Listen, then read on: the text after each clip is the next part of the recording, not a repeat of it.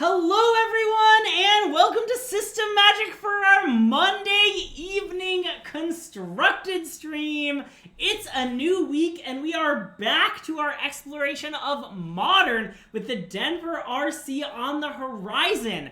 If you've been paying attention to our last few streams, Andrew has been harping that there are 5 key decks to play and understand in Modern. We've got Rhinos, we've got Yogg, both of which we've already streamed, Rhinos twice recently.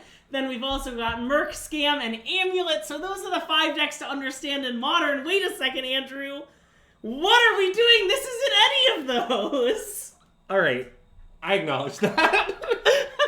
So let me explain what's been going on, because it's quite a thing that's been happening to me lately. So okay, I have to describe my interactions on my team Discord. Yeah. So I've said like 4 times I'm interested in Living End, and everyone's like, Andrew, don't play Living End. And then I never sign up for any event. I never played any internal games or play leagues with it or play games with it. But then I just keep saying I'm interested in Living End. And I've had this exact cycle of occurrences like 5 times, and I can't stop thinking about it for reasons I cannot fully explain. So now that you're finally with someone who doesn't know any better, me, you bullied me into being your experimental Living End? Well, that's correct. Okay. Well, okay. So wait, let me sell slightly. Okay. Tell me about Living End. So my slight sell is, most people think that the most popular deck at the tournament will be either Scam or Rhinos. Yeah. If it's Rhinos, that is the matchup that will most reward you for playing Living End. Yeah.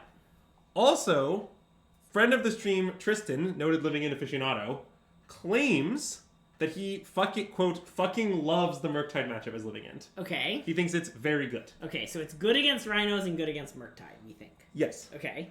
Now, in exchange for those things, well, they might be bad. To be clear, in exchange for those things, you might be bad against Scam and Yogg. Okay. But here's the premise of Living End. Here's where Living End might be good. It might be bad too, but here's the idea. Yeah.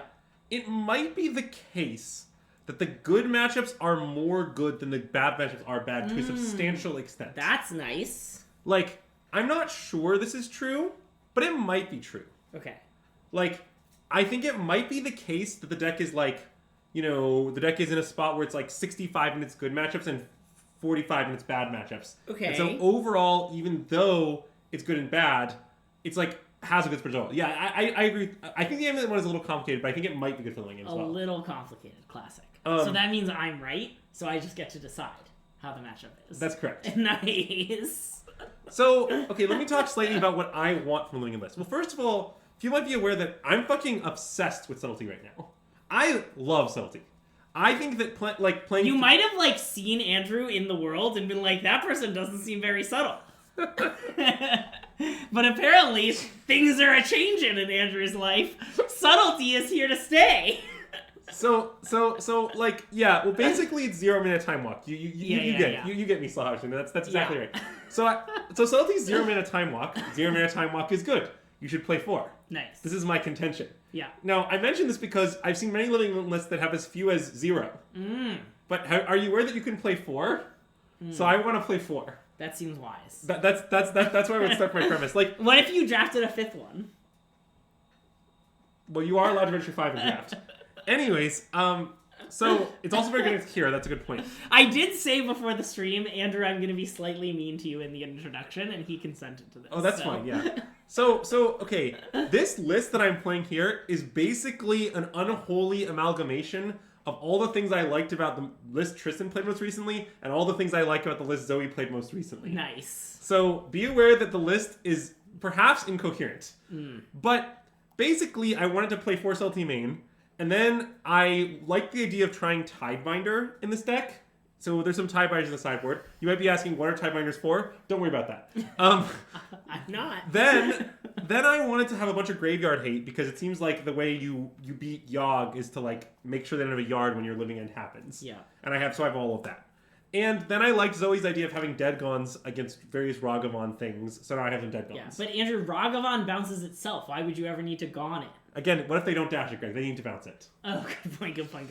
So anyways, so that's how I came to this incredibly logical and thought out list. But look, chat, you just have to bear with me for this one. I need to try living it. So that's where we're at. And I'm going to give it 5 matches. And if I hate it, it's fine. I can just never think about it again. Nice. But that's my testing process. Also, it's mostly for Voidwalker. Yeah, that's a Ragavan matchup. Yeah, I mean, I assume you wanted it for living or from Scam, but I assume that you also board in against Murktide given that you have it. But anyway, maybe that second thing is wrong. It seems reasonable to me, though. Yeah. Anyways, so I want to try living it. So today we're going to be trying living it. Hold on, our chairs are kind of weirdly intertangled again. Oh yeah, no problem. Okay, good. So, how is it deck in the Ultimate Universe where they banned Grief instead of Fury? I think Bat. I think Grief is very good in living it. Yeah. But I don't know for sure. Love to hydrate. So, yeah. Now, look, chat. Also, I want the record to be reflected. This is incredibly important. Yesterday or 2 days ago, top 8 of the Modern Challenge with Rhinos. Nice. So Stock like, Rhinos. where I'm at is I'm in a really weird place in my testing process, which is like, I really want to lock Rhinos right now, but I think it's very irresponsible to do so. Yeah. Also, when Andrew locks a deck this far in advance of the tournament, he's like 0% to play it, is what you should. Wow. Shots fired. Accurate shots Andrew fired. told me off stream that he's 0% to play Rhinos. I'll bet you that I play Rhinos. I'm willing to bet anyone except you on will Andrew play Rhinos. What? You can bet me. You know I'm not going to sack my turn equity for like a $5 bet. That's a good point. Plus, it's me. I'll just bet you a nice high five. But yes, so like, okay, but like, the tournament is weeks away. Like, it's totally insane for me to be like locked on Rhinos. Like, that's maniacal. So where I'm at is like, I want to play Rhinos, but I also like want to do my due diligence on lots of other stuff. Yeah. So something that's gonna happen on this stream is just like, might be me doing some due diligence because like, I don't know, I'm not gonna stream nothing but Rhinos for the next like 3 weeks because like that's really boring. Yeah. Okay, well we appear to be playing against Tron. Anyways, I don't think we should counter Expedition Map. I don't think so either. So. Wow. Glad we didn't counter that Expedition Map. I think we should probably counter that one, huh? Yeah. Now, my suspicion is we should just pitch Shard's Agent because I don't really know why we need a second Cascader in this That matchup. makes sense, yeah. And even if we end up needing one, I assume we can draw one. Yeah. Yeah, I mean, I'm So aware... does this mean it's E-Tron or does normal Tron play main deck challenge? Well, it said Prison Tron. I don't know what that means. God. It means a bunch of weird stuff. Okay, yeah. Anyways, let's Great. play Misty Go. Yeah. Yeah, Disgruntled Look, I'm certainly aware that you're locked. You were locked when you were, like, born. Wow, do they have Emmy Squared Pizza in Denver also? Wow. This is deranged. Anyways, force that one too. I mean, I think we should force that one too. Yeah, I mean, it might be bad that they're playing this weird deck, but whatever. We'll be fine. So let's fetch for, like, I don't know, Steam Vents and cycle for Breeding Pool, or so, the other way around. Cycle, fetch Breeding Pool and cycle for Steam Vents. That makes sense.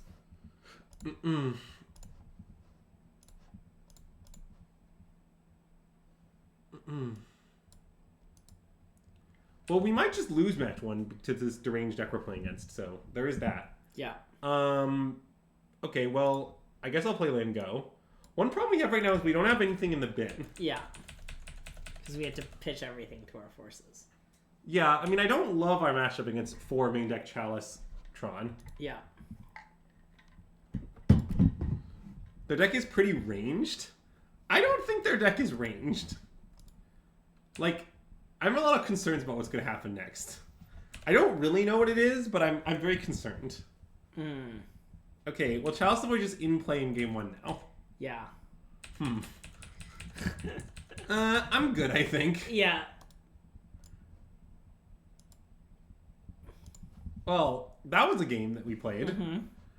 Alright, well, it does seem like we should board in everything that can kill a piece of hate. Yeah. Like, all of them. Those all seem good. This can kill a piece of hate as well. Is Tidebinder good for, like, countering Karn minus? Or Chalice? It seems pretty decent, honestly. Yeah. I mean, countering Chalice is always, like, sort of fictional. Or, like, we're on the play, you might be able to counter map. Yeah. Yeah. I'm pretty down for the Tidebinders, I think. I mean, don't worry, I don't fully know why they're in my sideboard, but I'm pretty down for them. Yeah. Do we not want, like, Subtlety, maybe? Oh, I mean, maybe? it's good against Karn specifically, but it seems kind of bad. Yeah, I'm down to cut the Subtleties. Like, I think it's our worst piece of interaction. We have to cut some interaction. Yeah. And then, is Brazen Borrower also not that good? Or do you want to, like, bounce a Chalice and then try and... Yeah, I mean, it's D's, but... Okay, yeah.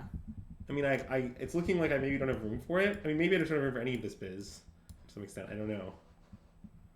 I mean, I don't know what if my cycle is actually allowed to shave. Like, these are part of the mana base, I think. Yeah. I think you're not allowed to shave those. So, like, what? I can shave, like, a Curator or Waker of Waves? I mean, I can shave the fourth Waker. Yeah, that sometimes you shave down to 3. That's, like, pretty logical. Like, I don't know. Maybe these are... Well, this deck doesn't have those, though. Don't worry. That's... Wait, isn't Tidebinder good against the ring, we should too? probably have these Tidebinders. Yeah. I don't know how to fit it all. I guess maybe this. That's sort of hinged. Okay.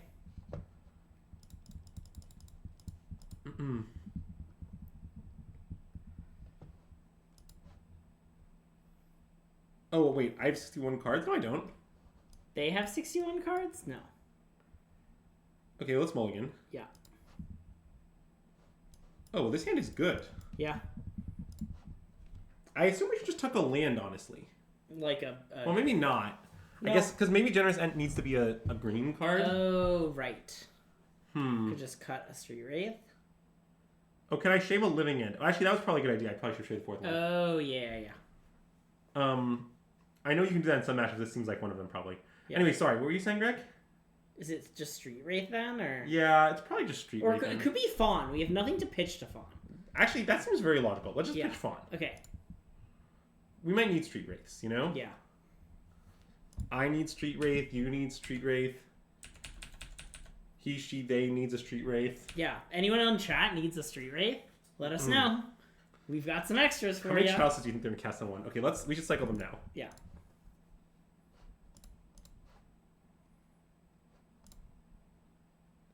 Would I fawn this if I drew a fawn? I guess I would not even do that. So I guess I should let it resolve now. Okay. I kind of think we should cycle because we're gonna cycle anyway, and then it doesn't, like, tell them that we weren't digging for a fawn, you know? Okay, that's fair. Maybe that was a mistake. So let's fetch some sort of blue land. Like, IRL, I definitely, like, cycle and be somewhat dramatic about it, you know? Yeah, I'm with you. That's sane. Oh, no, I want to cycle Curator because Grief's a card in our deck. Okay. I like where this is going. Now we have plenty of green cards pitched that aren't this, so we can cycle that. Nice. That's nice. I mean, this actually looks like a game we might win. Guys, okay, I have some great news. So this weekend, Andrew and I went to go see a musical. We went to go see Funny Girl. That did happen. And there's this whole bit in Funny Girl where she's in Cleveland.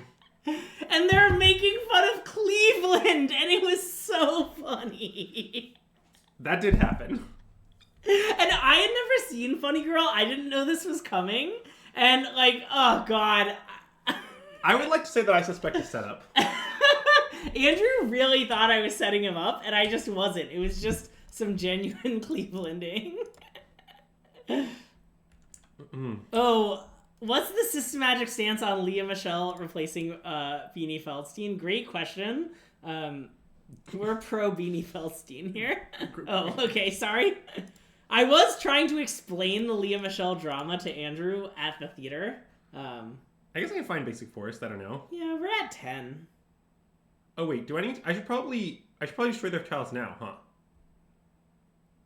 Probably. Well, no, I guess I can wait till their turn, then I can destroy Invite Outburst. That's actually yeah, okay, that is. Because that way, if they play Ensnaring Bridge, I can kill that too. Yeah. Okay,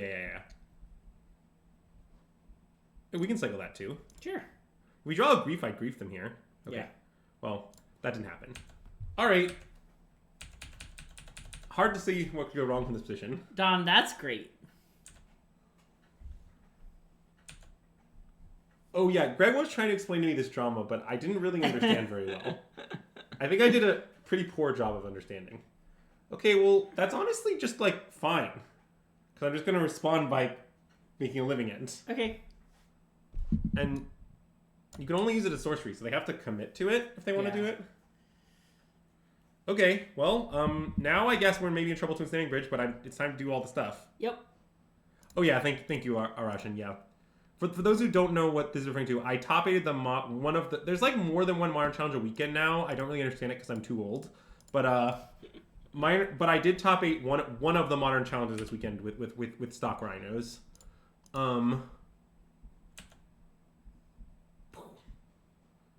Okay, and we get a food, and this is gonna shuffle our deck anyway, so let's mess up their deck, shall we? Nice.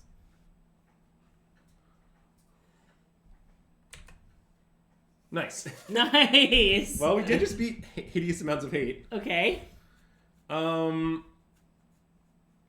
Magic the Gathering is really being played here, huh?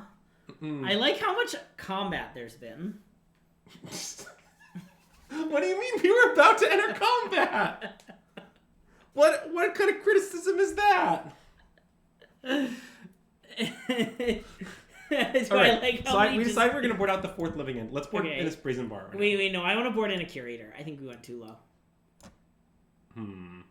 Okay. We can bring in the bar if you want.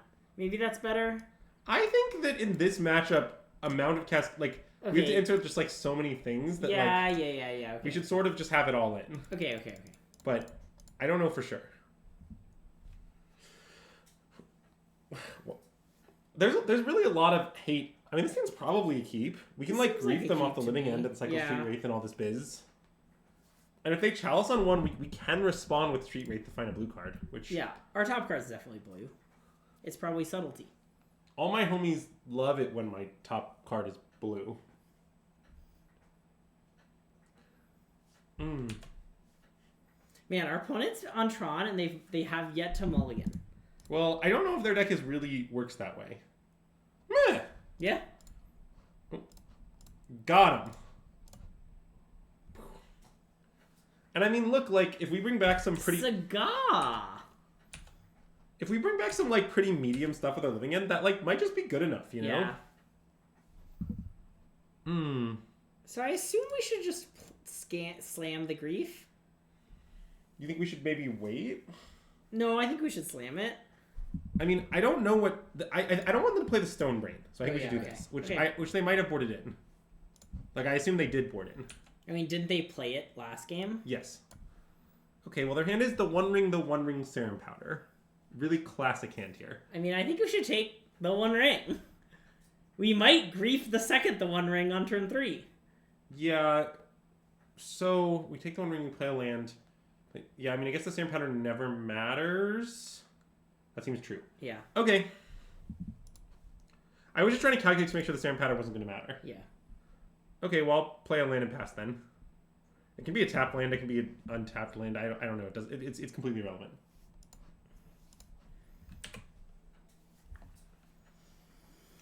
I mean, it seems like our opponent's incredibly deranged 4 Chalice main deck. We have a shot at here. I guess they're going to Saga into Chalice. Does that work?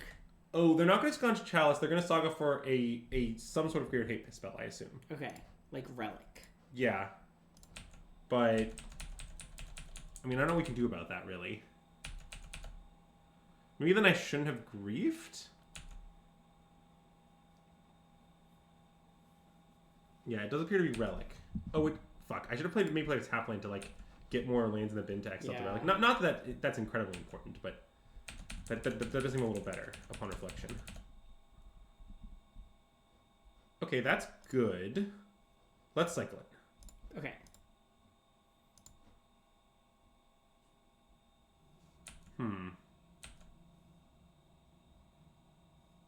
I guess maybe I shouldn't have... It's all really weird.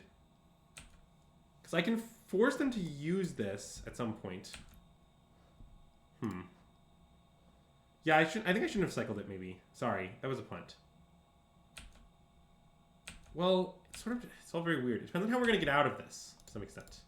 Right? If we get out of this, might be fobbing them, but I guess we're going to fob them... We can also Tidebind the relic at some point. That's bizarrely. true. But I guess just like... Wait, do you want to play Curator? Why? Oh, I guess it can't even attack, huh? That doesn't seem okay, great to me. Yeah. I'm off it.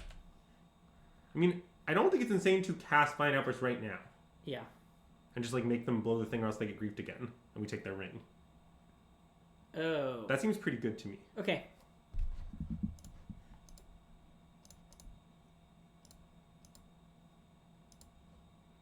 But yeah, I should have cycled the Artex. Sorry, I was not thinking.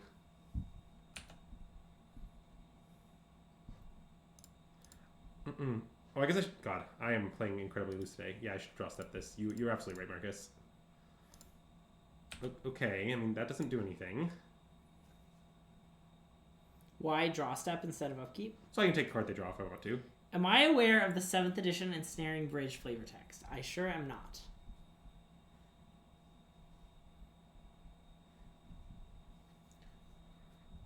Okay, they are going to do it. That's what I would expect. It would be really weird if they just, like, let me have it, but Yeah. the game would get extremely bizarre.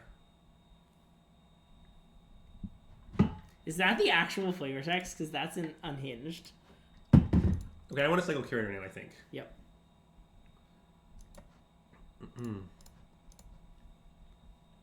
Like, okay, that's a great draw. This honestly isn't going that badly. Should I cycle this now? I think I probably should. If I found a Leather Lingot, I might cast it. Yeah. And I guess I can fetch first, whatever. Sure. It, like, removes the land from our deck, which is, like, marginally relevant, probably. Yeah. Okay, I'll put Street Wraith in my hand. I think so. That seems good. And I'll cycle that, too. Yeah. Okay. You wanted to play the Curator to make future cycles better? Yeah, maybe that's better. I sort of wanted to leave it the Force of Negation, but maybe I shouldn't want that. Okay, well, that's getting Force Negationed. If they have that in play, I assume we'll just lose quickly. I assume so, too. And if not, their deck is embarrassing. To be fair, their deck might be embarrassing. Oh. Okay, let's cycle this first. Yeah. Oh, that's good. Okay, let's Ingature this. Sure. This way, so they don't know we don't have... They have to respect Fawn, then. Yeah. Nom nom nom. Tasty bridge. And I mean, I think if we had not drawn this, hard casting makes sense, but... Yeah. Now I think this makes sense. So if they play a particular ring, do we counter the protection ability? Or no, we counter when they draw? I think it is best to... Normally you counter the protection ability because you don't want them to protection. But even here, I think we should probably counter the protection ability because otherwise... Like, what if they don't use it main phase? Yeah, I don't want to let them waste our mana. Okay, yeah.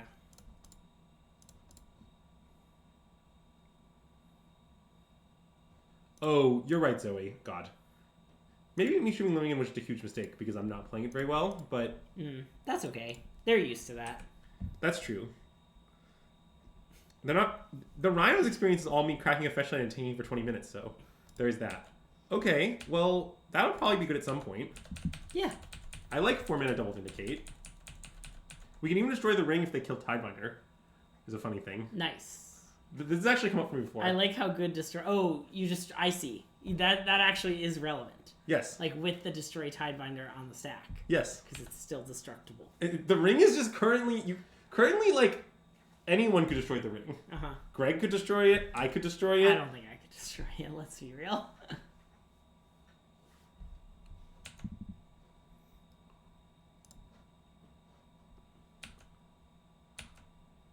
Like, it's not insane for us to just right now fob the ring in the relic. Okay, and then kill Karn? But I guess what's the rush is sort of the question. We can just kill the Karn anyway. Yeah. Yeah, okay, I guess let's chill. Okay. I might play another hate piece. Yeah, okay.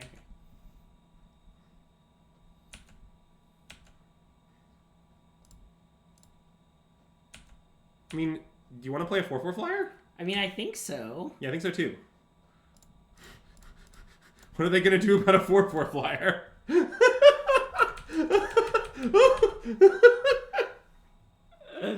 Oh, man. Now none of their permanents do anything. Nice. Nice. We got him. Oh, God. I like how much combat there is. Okay. Oh, no.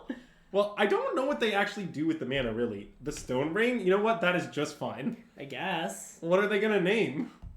Living End? Who cares? Like, I think maybe they should name Curator of Mysteries. I mean, Force of Vigor? Wow, that is savage. Okay, I wasn't ready for the name Force of Vigor, I admit.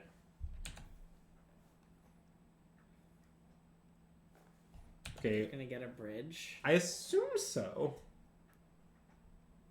Oh, they wish for the one that was already in exile, yeah. Oh, yeah. Okay, well now we do need to draw another way to answer hate piece. Although we have the Karn covered, so we're actually not in like an insane rush. Oh, sick. How do we have the Karn covered? We have Tidebinder. Oh, right. But okay, now we just destroyed the Enthering Bridge. Yeah. I don't really care about their Tron. I don't think it matters. Yeah. Oh, and we get to scry. Nice. I didn't think about that. That's nice. Uh-huh. Yeah, look at our mid-range deck that's just being oppressed by Karn the Great Creator here. Our mid-range deck is being pretty oppressed, yeah. Also, I like how we're leaving them dead in 2, you know? I know, it's honestly really nice. Like, they're dead in 2, we have another answer to at least some stuff in our hand. Like, also, this is an important fact that chat needs to understand. If I play Tidebinders at Denver, I will only play this art. I will not play the other art. I'm a man of principle. I like the other art, to be honest. Insane take. It's not even close to me. I think the arts are so different that it's just like, I'll pay more money for this one if necessary. Like, I can't stomach the other one.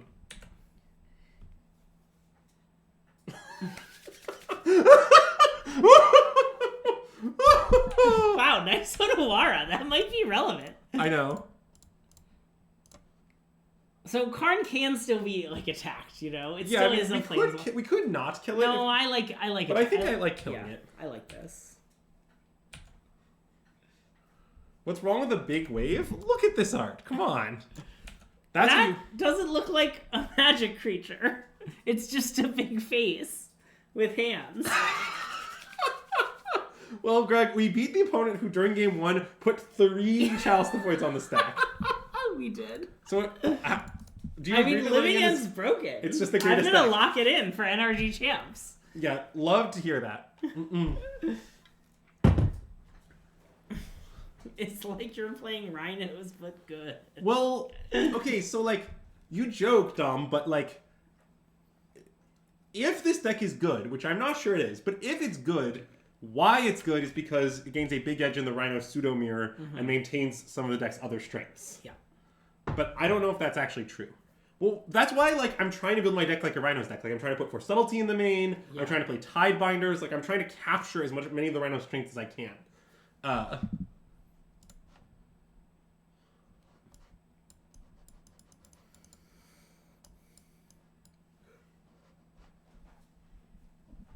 This seems like a keep to me. It does seem like keep to me, too. I know we can't grief them, but it's fine. Yeah, I know. We'll be able to grief them later.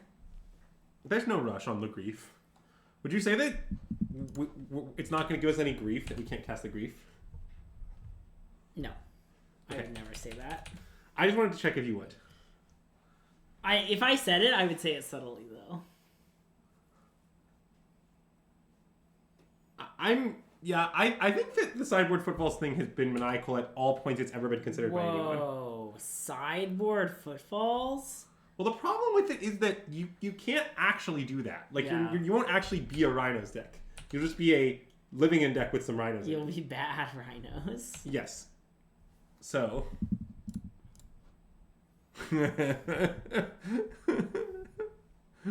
Anyways, let's fetch a Steam Vents and then cycle for a breeding pool. Okay. I mean, I definitely want to find a land here, so we definitely cycle Generous Scent. Yep.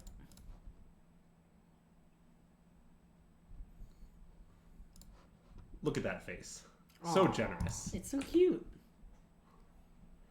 Oh, grief pitching grief, you say? Yeah, I'm probably down for that. I think so. I mean, maybe we should cycle first in case we find a black card to pitch. Oh, that actually makes some sense. I mean, of course, then we need another black card before we can do the thing, but I think I'm still down. Yeah. Does that make sense to you? Well, yeah, I get. Yeah. I like it. The cycle timing in this deck has always been. Wow. Okay, so we did do the thing. But like, would we rather? I'm not. But I guess we might just rather have Shard's Agent. Well, I think we might rather have Architects of Will, right? I guess we just don't have a land is one issue. Yeah. Okay, fine. Let's take Architects of Will. Yeah. And we'll see how things develop. Yeah. So should I wait to grief them? It's not insane to wait to grief them. I guess it's not. I think I'm down. Okay, let's wait.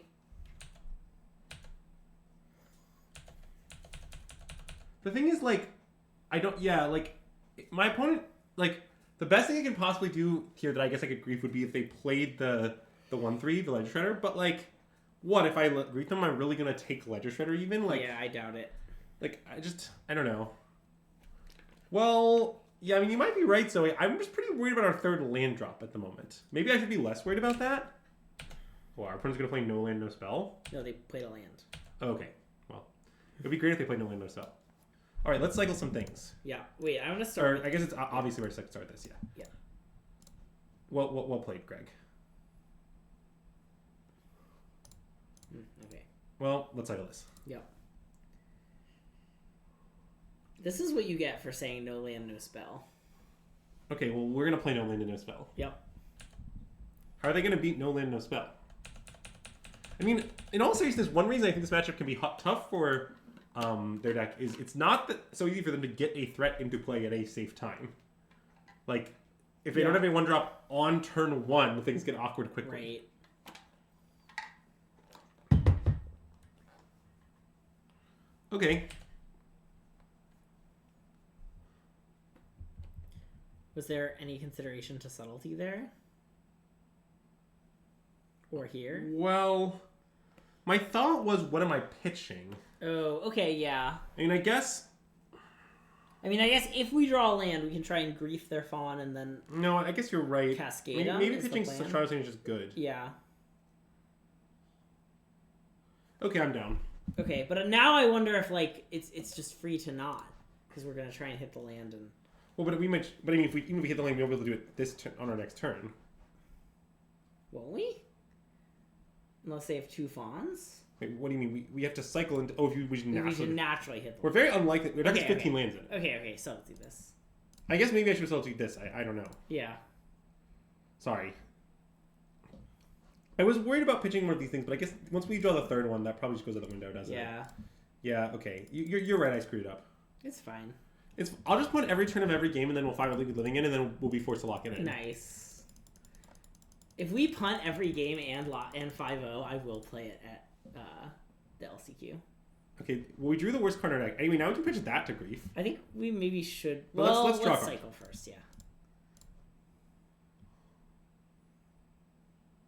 Okay, that's great. I'm not opposed to doing this, I think. I guess why do it now? Yeah. It's because, like, it dodges a Ledger Shredder trigger is why. That's true. Like, that's potentially relevant. I think I'm down. Okay. We asked ourselves and we answered ourselves, Greg. Yeah. Wow, their hand is horrible. Let's take iteration. Yeah. They can have all the unholy heats they want. Unholy heat this. If it were holy heat, it would exile. But it's True. unholy heat, so it doesn't. And, like, this is weird because it means... the downside of all this is obviously we won't know that they don't have the counterspell next turn. Yeah. But I think that the odds of them looting into counterspell is, like, more important than that. Like, it seems to me that denying the literature trigger is more relevant. I think so. How many things are in our bin? Oh, I guess there's a lot of stuff we can't unholy heat, huh? Generous and Walker, the way Shardless Agent, yeah. Curator, Architect, Subtlety, and by the way, we're going to grief one of those unholy heats away if they don't leave all 3 of them up. Yeah. So... I do appreciate that our opponent's hand was literally the Ace of Clubs, the 3 of Spades, the 4 of Diamonds. Are they going to use some unholy... Oh, right. They top Ragavan. Duh. Oh, right. Which means we know they're the top card of their library. Which means we're about to cast Plague Wind, make 7 creatures. Yeah. Wait, why did they cast that? Ooh, no, love this makes sense. Yeah, no, this makes sense, yeah. That's why they cast the Ragavan. They get disrupted with Cascade. Oh wait, that's true. Oh wait, then the Grief Release didn't make sense. Oh wait, shit. I'm really playing foolishly.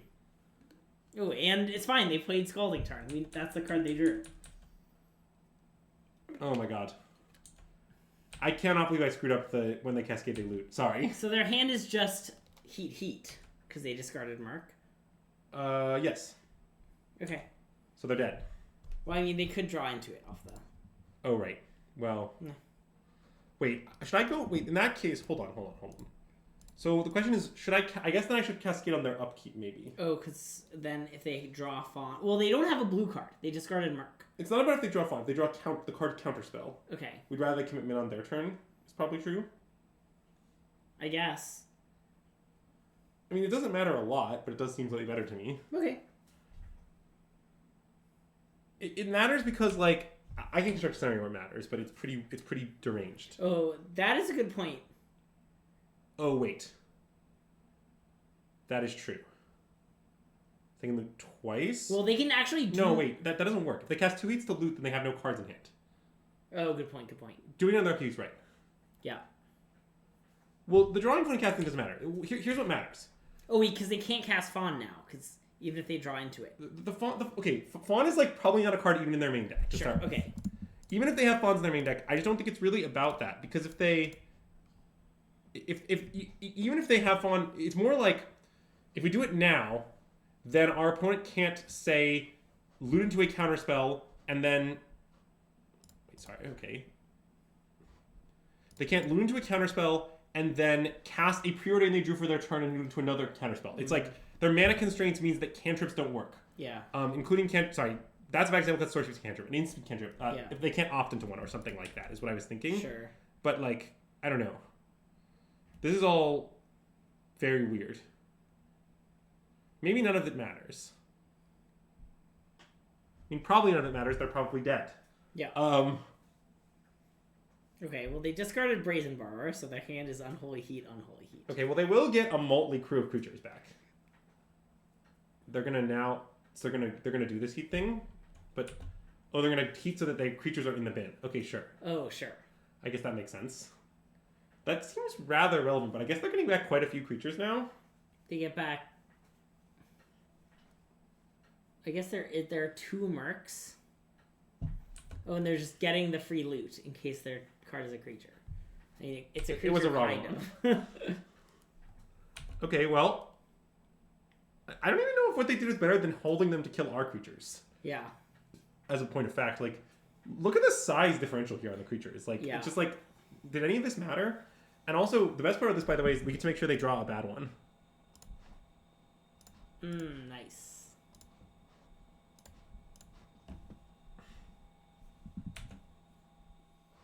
Look at... Oh, wow. Their cards are all do nothing. Wow, okay. We get to look at the cards first! Okay, well, I'm going to make them draw Subtlety last, Ragavan first, and... Yeah, okay. Yeah. I love, as Knight Aaron of Eos, I love when we get to look at the cards. Okay, so... I don't really know how to sideboard against this deck. Presumably they have some sort of hate. Okay, so is it enough that Ingot Chewer is good? Maybe. It's probably not a FOB matchup, but maybe it's an Ingot Chewer matchup. Because wasn't that the point of Ingot Chewer? Yes, definitely to some extent. Yeah. And then, see, Endurance is good as a 3-4 flash in this matchup. It's unclear to me if that's worth boarding in. It's not hideous, but it's not great. Zoe, should I board in Endurance? Do you have any idea? And by that I mean, as someone who's played literally hundreds of matches with Living End, should I board in Endurance? Their hate is sometimes Storm. They sometimes have Chalice these days. Subtlety is bad. That's a good point. It does seem bad. Wait, my points of the Chalice kind of a lot as of late out of Murktide. Is that actually unusual? I don't know. Maybe I mean I can do something more minimal like this. Yeah, maybe that makes sense. But then I do kind of want these. That makes sense too. Like I can now okay. Can we then, I guess... But I guess I can't really fit all this. Yeah. I mean, this isn't that few answers. This is 2 Boseiju, Odawara, Brazen Bars. We have 4 outs to a thing. Yeah, okay. Which is decent in our Fawn Grief deck as well. I mean, is Dead Gone even good enough? Well, it seems good enough to me. Okay. Maybe it's not. I like killing their threat, though. I think it seems good to me. Yeah, I guess I won't do this, maybe? I don't know. I've had this card be good against them. Yeah. Let's just, it'll be fine. Cowards 2. Cowards 2. I love a Cowards 2. 2 is just the mathematically right number. I think 2-3-3 is the optimal split of Endurance, Waker, and Curator. I ran the numbers, Greg. Yeah. Okay, well, this hand has a small issue. Which is that it has only one land. Yes. But we get a lot of looks. It's not insane to keep, I think. Because, like, okay, so we'll untap and draw, and then we'll cycle the Architect, so we have 2 looks immediately, all at any of the 15 lands or any of the 5 land cyclers, so 20 effective lands. I think I'm kind of in. I'm in. And for the record, this is not a match where I think we should board out Living End. Yeah. Yeah, I mean, Eldritch, look, the Chalice thing is definitely complicated. I can't say for certain that our opponent doesn't know how to. And it's straight complicated. It's not a little complicated. No, it's complicated. Yeah. I can tell you my lived experience in the matchup is that my opponents have challenged me semi-frequently as of late. I believe because of Rhinos. Anyway, let's start by cycling... Actually, let's start by saying Street Wraith. I'd rather Projectiles if we hit.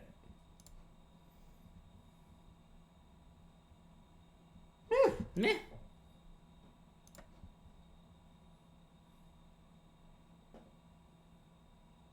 Okay, well now I think we need to definitely cycle the Architect of Wills. Agreed. Should we grief them? What are we trying to grief? Would we grief Rog if we saw it? We might. I guess we might not. It's kind of hard to imagine their hand that they kept on 7 where we'd grief Rog, but I mean they kept like DRC Rog preordain. But why didn't they? Yeah, it's so weird. I think I think we know where to go. Okay. Yeah, I'm with Marceline. I just the thing is just like it seems insane that we should we should do it. Also, Zoe, we just had 4 looks as you can see. Yeah. So you know. Yeah, that is probably their hand. Sorry, what'd you say? It's a good thing both Odoaras don't go to the graveyard. That would be very bad for us. Is that how legendary lands used to work? Yes. Wow, nice. I know it's how legendary creatures used to work. It's just how legendary things used to work. Yeah. I mean, it would be pretty insane if legendary lands and creatures, worked differently. So we want to get Stomping Grounds? Yeah, I like Stomping Grounds. And then we're going to fire it off? Yeah. I mean, I don't think we should fire it off now, but we will fire it off at some point. Sure. Like, I think maybe in their upkeep is the optimal timing, or if they go for something, we can let it resolve and go for it. But basically, I don't want to make it easy for them to counter. I want to waste their mana. Right. Okay, I think now is a great time. Okay. The thing about that Dragon Channeler is it's dead. And this is nice because, like, if they counter it, from their perspective, they're risking a Living End. Right. They don't know that we don't have a third Yeah. So.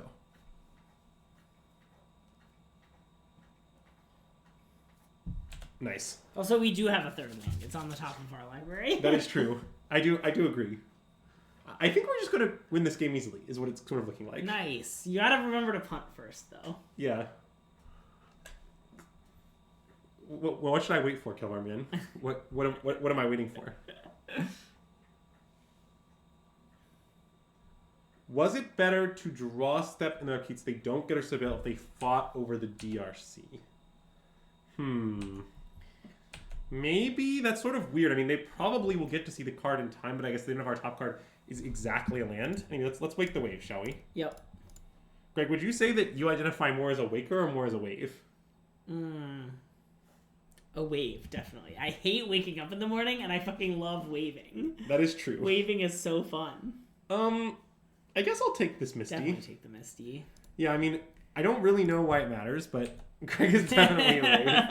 Alright, so what you're saying is that I'm the waker? The issue is that, like, I'm not a waker, but I might be more of a waker than you are. Yeah. I'm definitely more of a waker and more of a wave than you. Here's a nice story But for I chat. might be more of a waker than you are, than more of a wave than you are. Therefore, I might be the waker to your wave. I assume this is why they're all here, to hear this sort of nonsense. That is why they're here, Greg. Wait, I have a great story about this. Yes, please tell it. So I've been trying to play the modern prelim each day, just to sort of like, you know, get some testing in and get some free QPs, you know, like, it's like a pretty good way to prepare and at the same time, like, accomplish another goal. But there was a day where I wasn't able to play the modern prelim because it was really early in the morning. By which I, of course, mean it was at noon. And I could not wake up for it. Yeah, so very I skipped early it. in the morning, noon. So that gives you a sense about how much of a waker I am. Anyways, let's find the breeding pool, I think. Nice. I guess maybe Steam Vents is better, but... Oh, no, we've Endurance. It's definitely breeding pool. Okay, cool. Yeah. So yeah, my intent here is to Endurance them and then probably... Oh. Grief them, you mean? Okay, wait. What if we took everything they've ever had? Yeah. And everything they've ever loved? And then there'll be nothing for them to do but grieve. Nice.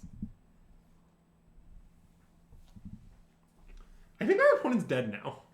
Subtlety? Yeah, I mean, okay. I mean, I guess you protect whatever your thing is. I'm gonna bottom it, though. Yeah.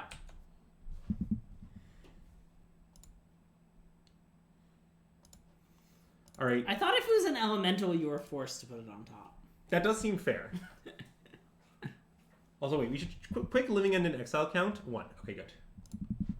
That's semi-important to keep in mind. Oh, top and then cycle the street rate? That is pretty fancy. It is just kind of throwing away 2 life points, but... Yeah, I mean, it gets a street within the bin, but I still think it's probably not worth it. Yeah. All right, let's take Counterspell. Yeah. Like, basically, I don't think the street within the bin matters at all, and I think our life might matter. So we are going to Violent Outburst in their upkeep, right? I no? don't know if upkeep is the right time. Okay, yeah. Oh, maybe end step because of the EI? I think I'd rather end step. Okay, yeah. Because if they EI, I'm happy, and like I don't see why waiting harms us. Yeah. That's a good point.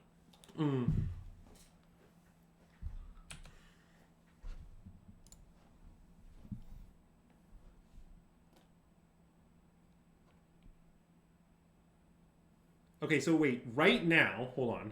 With EI on the stack, what if we do it? But I guess if they Exile thing and cast it. It's very weird. Yes, this is my somewhat strange third place. That is correct, Nudes. So they could hit 2 1-mana counters. Like 2 spell pierces? Yeah, I think we should do it now. Okay, I'm down. Like, I think now it's like awkward for them in like many different ways. Yeah. Do you when you cast Violent Outburst, do you like to like make a little like every time you know? Yeah, every time at the RC that I cast Violent Outburst in either Rhinos or Living End, whichever I play, who can say which? Yeah. I'm gonna be like Brrr! I mean, I like that when it's Rhinos, it's like I feel like a Violent Outburst naturally leads to 2 Rhinos. Yeah, that is fair. You know, as opposed to a Violent Outburst leading to a generous Ent. That's insane. Some nice bureaucrats. Maybe a spooky little ghost in the street. Okay, so the extra card is Mistress Bauble. So, and one of their cards. So unless their 2 unknown cards are exactly like blue, or well, one of their cards. Oh wait, okay. Now they can draw off the Mistress. I guess maybe if they bobble into a 1-mana counter. Yeah. Or if they have Fawn, we could be countered. But okay, well that's not a good draw. Anyways. Didn't you bottom that? Yeah, Scrybug. Any living ends? Any living ends? Well, the Rhinos actually do come before the Violent Outburst. That's how Cascade works. Okay, well, claims that matchup is a bye were replicated by us winning 2-0. Nice. I like how it tells you the time. Wow. I'm looking forward to us 5 winning this league and Greg being forced to play living end at the RC. That's fine. I don't even care. You act like I'd be sad about that. Okay, well, this is the worst hand I've ever seen in my whole life. So bad.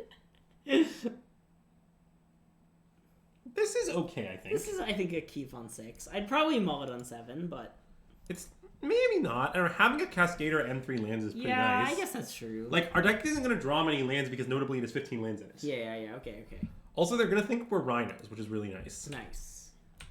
Or Murktide. Do you think that they think that you and I are 2 Rhinos? Yeah, I think so. Nice. How much of chat do you think thinks that we are secretly 2 Rhinos disguised as only humans? like a third. Okay. Okay, so this does look like Yogg here, which isn't my favorite, but might be fine. Whale and lands are a combination effect. Yeah, many are saying this. Ooh, Street Wraith. Okay, so should I cycle Waker of the Waves? Main phase. In case you get a grief? I guess I wouldn't even grief them this turn. I don't think so. Okay, let's chill. Yeah. No, outside we're 2 Rhinos. How do you feel about this deck in the current meta? It might be good, but I'm not sure. If it's good because although it's only good versus half the decks, it's more good against them than it is bad against it's bad against. But understand that it might not be good. I think this is fine. Sure. I want to like subtlety the Yawgmoth. I don't want to subtlety this. Yeah. Like, so aren't we about to like wrath their board? At least possibly, yes. I actually don't like. What could they have to stop us? Ooh, grief. Okay. I think I like that. Seems very good. Yes. Okay, let us grief them. Nice. And what's great about this is that once we grief them once, we're going to grief them again. Is that the scam? Is this the scam? Yeah, Greg, this is the scam. Okay, well, I guess I shouldn't take a creature because it will come back.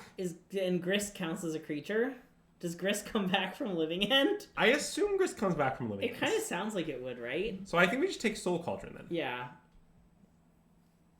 And then on the second go-round, we'll take the Grist. We'll take Grist, yeah. Oh, I should let this die first. Sorry, I'll let it die in a moment. But yeah, you gotta respond to the evoke trigger. With Grease still in play, I would like to fetch an island. Yeah. A classic announcement, IRL. Don't cast the Violent Outburst with it still in play, though. No. Just.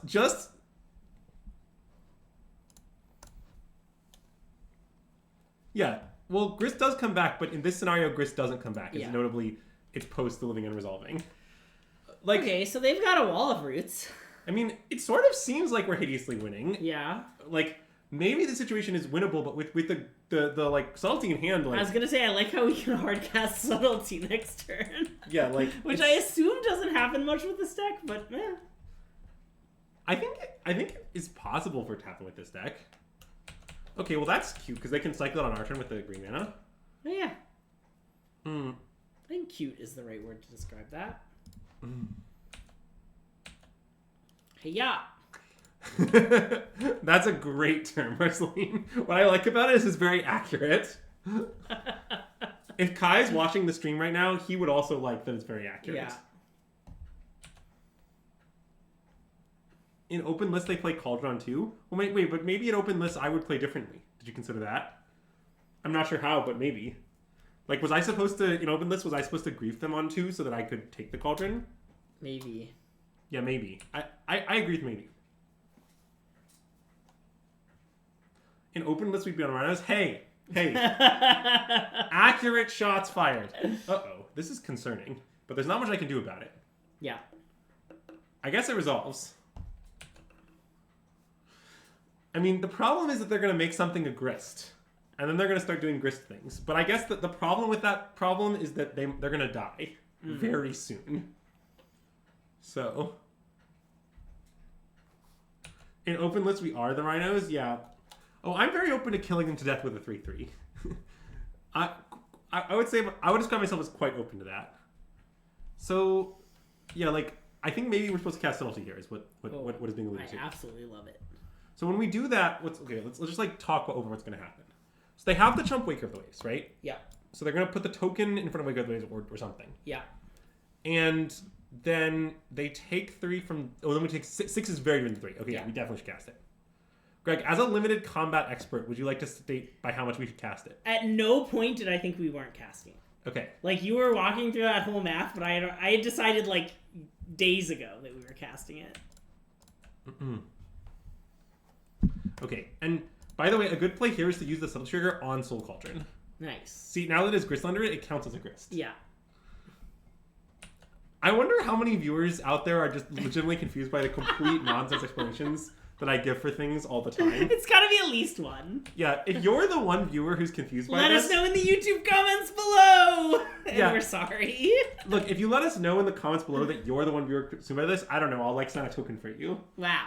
Will you sign... If I later go back and watch this as a YouTube VOD when it's posted in like a month, will you sign a token for me? No, you won't be confused. I'm incredibly confused.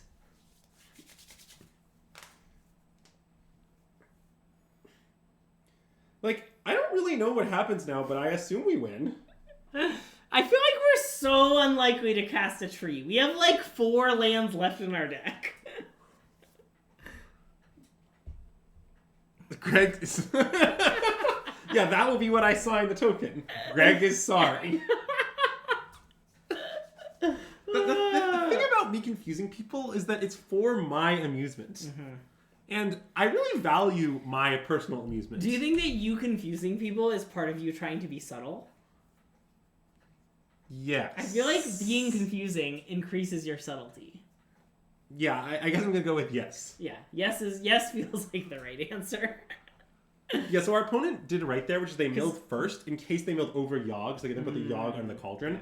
But now they're just going to put some random biz under the Cauldron. Yeah. Like, I don't know, Delightful Halfling or something. Because I was making fun of you for not being subtle, like, many minutes ago, but I think you might be more subtle than I am. Yeah, well, that's because... I'm really not subtle. That's because on a scale of 1 to 10, where 10 is this card, Greg's like a 0 and I'm a 2. Yeah, wow. So, 2 is pretty generous. Yeah, maybe more like Greg's a 0 and I'm a 1. Okay, well, that potentially does stuff. I mean, the thing is they're at 3. So they can do some stuff, but they can't do a lot of stuff. I don't know if we're dead now. Obviously, this is bad for us, but I don't think it's, like, necessarily means we lose. Like, okay, what's actually going to happen? So they're going to exile something from their yard. Okay, apparently you're going to start by doing this. That makes some sense. They don't want to be dead in the air. Well, that doesn't make them not dead in the air. Oh, right. They lost a life. It costs a life for every point they want to shrink the subtlety. So there's no real escaping that particular thing. Now, if they could proliferate... So, actually, a common Yogg play is that if you have Twilight Mire and Wall of Roots, you can pass with Proliferate up after using the roots on your turn. Yeah. And, like, double dip, essentially. But our opponent doesn't have the Mire here, so they can't really do that. Now... Oh... Okay, well now they're maybe talking. So now they can like put a counter on something, one of their things with Soul Cauldron, plus that thing to make a 1/1. Yeah. Sack that thing to put a minus 1 counter on Grief or something. Yeah. And then proliferate, and they can also block with it first. Yeah. But the thing about all this is they will be at 1. Yeah. I think things are about to get very strange. Right, and then they're gonna put the Yogg under the Cauldron, but that's not even good because they can't activate it. But I guess they can finish off proliferating our things. Cauldron only lets them proliferate without BB if they have Yogg under it, right? Like, isn't it just... Oh, no. Nope. I do not understand how that works. You were right. Sorry. Wait, can you make Cauldron big again for those of us? I thought that Cauldron let you activate the abilities of the things that Cauldron exiles with any color, but it just lets you activate all things any color. Which, it's kind of insane that I didn't know that, honestly, because I played this card a pretty large amount, but I certainly just don't. So... Yeah. I just, weird. I'm still, as an update, I'm still not sure 4 Cauldron is wrong in Yogg. I've been doing some thinking about this. I think 4 Cauldron might be right, but I'm not sure. I mean, when we played Yogg, I hated playing Yogg, but I did like the 4th Cauldron. Okay. That made a lot of sense to me. If you care, Greg, I have a great Rhinos Minutia update. Okay. I've decided the 3rd Flame Venor might be better than the 2nd Brotherhood's End in the sideboard. Genius. It's great because you see, to understand this, you have to understand everything. Is it because Brotherhood is nice? Right, so you don't want to end it too often. Right, of course. It's mostly because I eventually came to the conclusion that I should leave in Tidebinders against Scam. Okay. Which made me want to have more Flame Venors against Scam. If you keep saying this, chat's going to request a Rhino sideboard guide from you. Well, I mean, they'll probably get one in the sense that, like, we're going to stream Rhinos a bunch leading up to the tournament, and then they'll see me sideboard with it all the time. Nice. Also, it'd be impossible to give a guide right now because I haven't written it. Yeah. Like, when I make this... Also, this is a really big update to no one, but I gotta hit him with it. Hit him with it. I made a deal with Maximilian McVitie that he'd be willing to give me a 1 hour steering session at my Rhinos deck list and the associated Excel spreadsheet in exchange for me giving him a 1 hour steering session at his PT deck. Nice. Not like at the same time, but just like when it's convenient for both of us. Yeah, that's a great deal. That's a win-win at some point, Max will be staring at my Rhinos deck list and all my sideboard plans. I don't know who it was. Maybe it was someone you know, but someone random won an RCQ with Toxic, and they thanked Max. I did see that. It was so good. I really appreciate. Do you know who that person was? I don't remember who it was. Okay. I don't think so. If you are one of those first people, thank you so much for thanking Max. It was great. Also, if any of you win an RCQ with Ban Toxic, please thank Max Fufidi. Or any other Max. You can really thank anyone you know named Max. Marceline, Max would never play Amalia.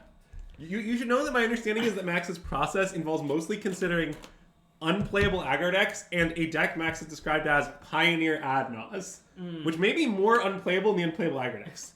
So that's important to keep in mind. People have been winning RCQs with Toxic everywhere, according. Yeah, my Twitter also is telling me that, but.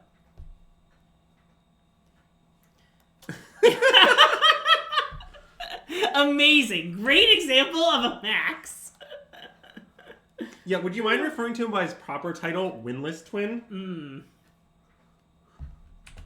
Yeah, I have it on good authority that Winless Twin is playing Murktide at the RC, so stocks are way down for Winless Twin right now. The thing is, he's played more Murktide than anyone should, which might tell you that means he's going to win a lot with Murktide, but the problem is, he's still going to be at the end of the day playing Murktide, so there are a lot of problems. I mean, they've been thinking about this a lot. I assume we should be thinking about it, but we're just gonna alpha no matter what. Well, so. I mean, from our seat, I don't really know what there is to think about. Yeah. Like, I guess maybe could the grief attack be... there's no way the grief attack... Wow, we drew an untapped land. Okay, so, wait, actually, we should think about this. So, the thing is, if we attack with grief, they just block it with... I guess they're just going to block it with Yogg and something and sack the something. And then they proliferate a +1/+1 counter and Yogg and the -1/-1 counter on grief. But the question is, if we don't attack with grief, can they then put the -1/-1 counter elsewhere? Yes, the problem is they can put it on Waker of the Waves if we don't attack with grief. I mean, or they can put it on Subtlety. Well, they have to put it on Subtlety because they need to proliferate to 3. To not... Oh, no, they don't. Well, if they sack a thing, they have to put a counter on Right, Subtlety. okay. I think we should... It seems like we should attack with the grief. I think we should alpha. Okay.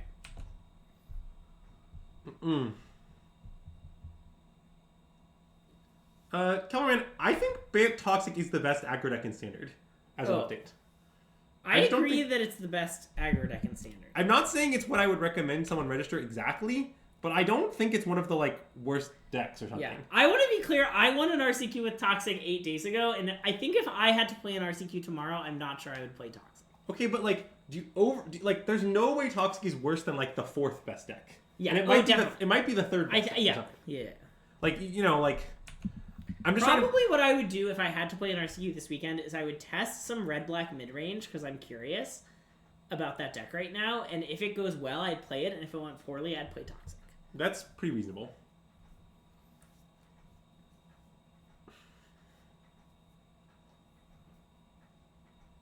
Okay, so they're proliferating us now in some way. Yes.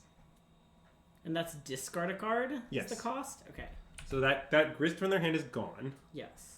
Now, next turn, they will be able... That's going to get real weird. They can use their 2... Oh, not at 3 loyalty. They can use their 3 loyalty creature... Oh, yeah? ...to destroy one of our creatures, but notably, they might, need to kill... Or maybe they're going to proliferate the flyer and kill one of our big guys? I don't really know what's going to happen. I don't either. But anyway, let's play this. Wow. I assume you almost never hardcast Generous End, but I love that it's happening. So generous. So I have a question about Generous End. Is the food that Generous End brings, is that food he grew on himself? I think so. He's giving you food from his own branches. That's what makes him generous. Well, but I do think it's weird that the tree full of fruit gives you the spider token food. Well, I was wondering if maybe he just made a pie with his hands. He has arms. He can just make food normally. Right. Yeah. You see what I'm saying? My question is whether it's his food.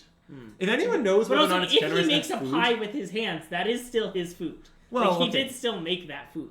Isn't it supposed to give you the spider token food? I mean, that's what it did. But it just did that. This is the spider token food. Why did they play this land? Yeah, I think they may have just killed themselves. Or maybe they didn't. Well, maybe they want to, like, it's a lot of creatures. And it's a nice thing for them to sack to their many grist abilities. God, Soul Cauldron Grist is so weird. But how are they going to stop the subtlety now? They play their land. I guess they have to. They're going to sack a token, and they're going to. The loyalty ability is going to target the subtlety, and they're going to chump our big guys. I guess. I'm not. Like, I think that maybe playing the Calming Garden was just hideous, even though it's like makes a game. Yeah.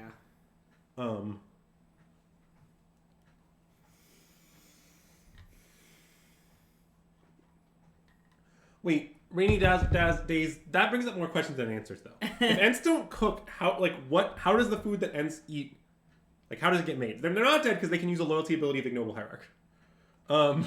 Just a common, normal magical phrase. Don't worry about it. Any advice going to your first Pro Tour in Chicago? Great question. I do have some advice. Okay, do you want to give your advice? I don't know. Do you want to start? My advice is... Okay, something that I found very helpful is don't play differently because of who your opponents are. Wait, do we want to cast this serious question? I think it's really not good for us. Oh, because they have they have a bunch of stuff that comes with Yes. it. Okay, yeah. So, like, what I mean is... Oh, maybe I should... Oh, shit. Fuck. I should have cast and declined. Oh, yeah. Fuck. It's okay. It's very important to punt in each game and then win anyway. I don't know if we're going to win anyway from this point. No. Easy. Okay, that's great advice from Andrew. My advice is... I was going to have more... I'd like more to say about it. Keep going. Sorry, I was busy thinking about what's going on in the game. So like, what I mean is, like, in any given Magic game state, there kind of exists a right play, right? And in some sense, playing well in a Magic tournament is just making the play that a supercomputer would make in each situation. Yeah. And, like, if your opponent is LSV or Sam Pardee or whoever you want to think of as a generic incredibly good pro, that doesn't actually matter. The right play is just doing whatever the right thing is. So, anyway, that's what I was saying. Yeah. And, okay, I mean, my advice is similar, which is I think a lot of people throw out some equity because they're like, oh my god, this is my Pro Tour. I have to treat this so differently from a normal Magic tournament. And my advice is, it's just another Magic tournament. I don't know, if you're the type of person that, like, likes to... Like your preparation process should resemble how you normally prepare for Magic tournaments. Wait. What happens if you cast Shardless Agent here? Well, we'll get back Salty and Waker Ways, and they'll get back Gris, Strangle Guys, never mind. It's bad.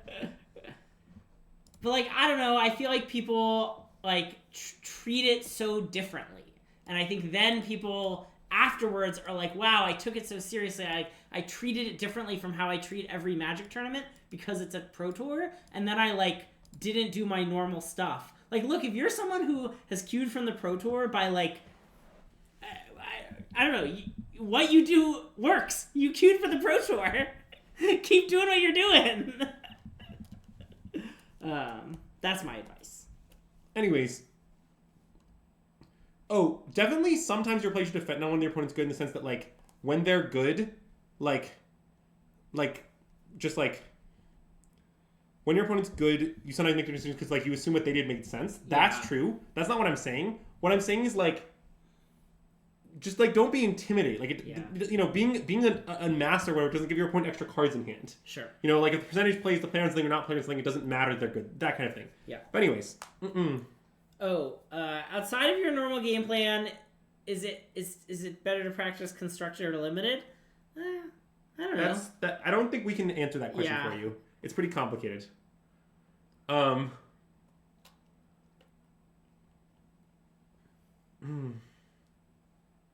mean, the question is, like, you never ever play limited and now you're queued for the PG and suddenly you have to play limited. That's a different conversation. So, wait, I don't know how we do this. I don't know how we fit all these cards. Yeah. Because the problem is, I think Fawn and Salty are both good. That's the challenge. I do think probably the fourth living in can go. This doesn't seem like much where that matters. I think probably we should save some cyclers. We established as, like, this is our cycler shading order presumably. I guess. But maybe That is that's too a much- lot of cyclers we just cut. I guess endurance are kind of cyclers. Well, yeah, that's the idea is that like this stuff will all like help fill the yard. Maybe I should have only 2 endurance or something, or maybe I should not have both Tidebinders in.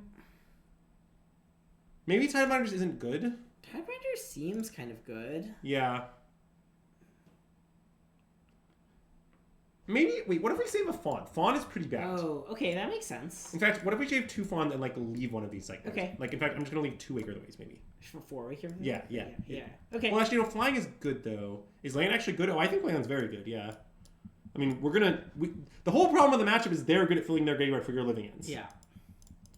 Also, yeah, since multiple people said that they're constructed players and never play limited, my advice on that is, okay, people love watching good constructed players play constructed to prepare, and they hate watching good limited players play limited to prepare. May I suggest you a great stream hosted by some limited players who you should watch before the Pro Tour? It could be anyone. Anyway, that's my first piece of advice. Also, like, yeah, I think just, like, watch and listen to good limited players play. Like, I find the Lords of Limited content really good. They play so much limited that they know the formats really, really well, even at the start. So I think they're good people to watch also. Wait, Greg, how do you not recommend us? Well, that was my joke. I recommended us first. I just didn't say it. Curious. Anyway, Maybe I should agree with them on one. us is clearly who I would recommend first. Okay, never mind. I'm a genius. You're so smart. I thought Well, that, I think I probably should still greet them now. Yeah.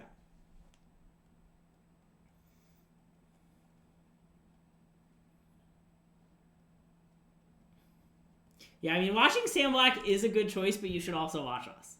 Okay, wait. So, what should I pitch here? Grief or Architects of Will?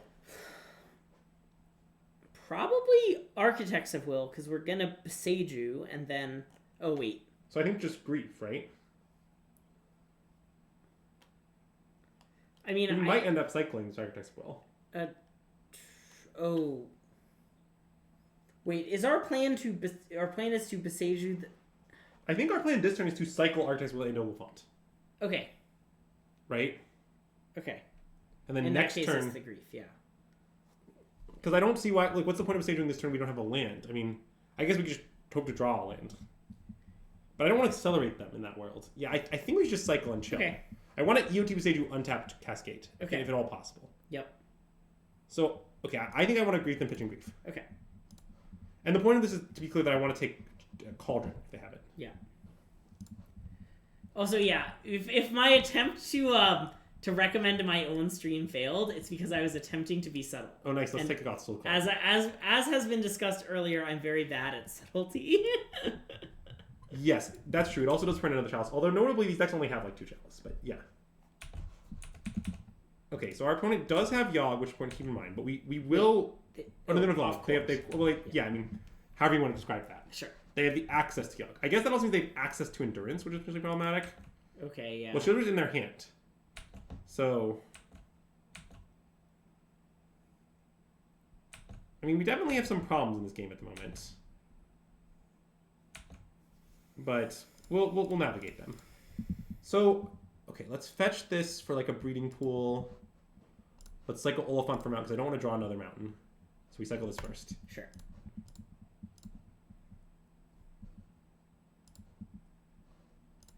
And one thing I like about this is I don't think it's the... Well, okay, that's obviously not a great draw here.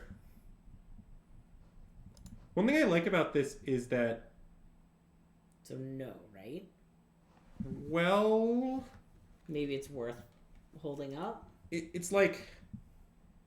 There's a chance it will impact our opponent's play if we hold it up. Okay. But I guess...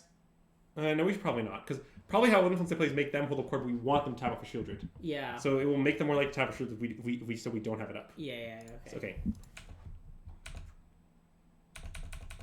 Because, like, I think it's pretty tempting for everyone to have Shieldred, just slam Shieldred here, because, like, from their perspective, they're like, well, I have no clock at all. Yeah. And, like, I have this Chalice already. So, like, maybe I should just slam Shieldred and, like, start killing them. Shieldred's incredibly fast clock. Like, that seems pretty logical to me. Because I don't want them to cord for some sort of hate card. Right. Like, there's the 2-mana guy that says you can't Cascade is the one I'm worried about. So...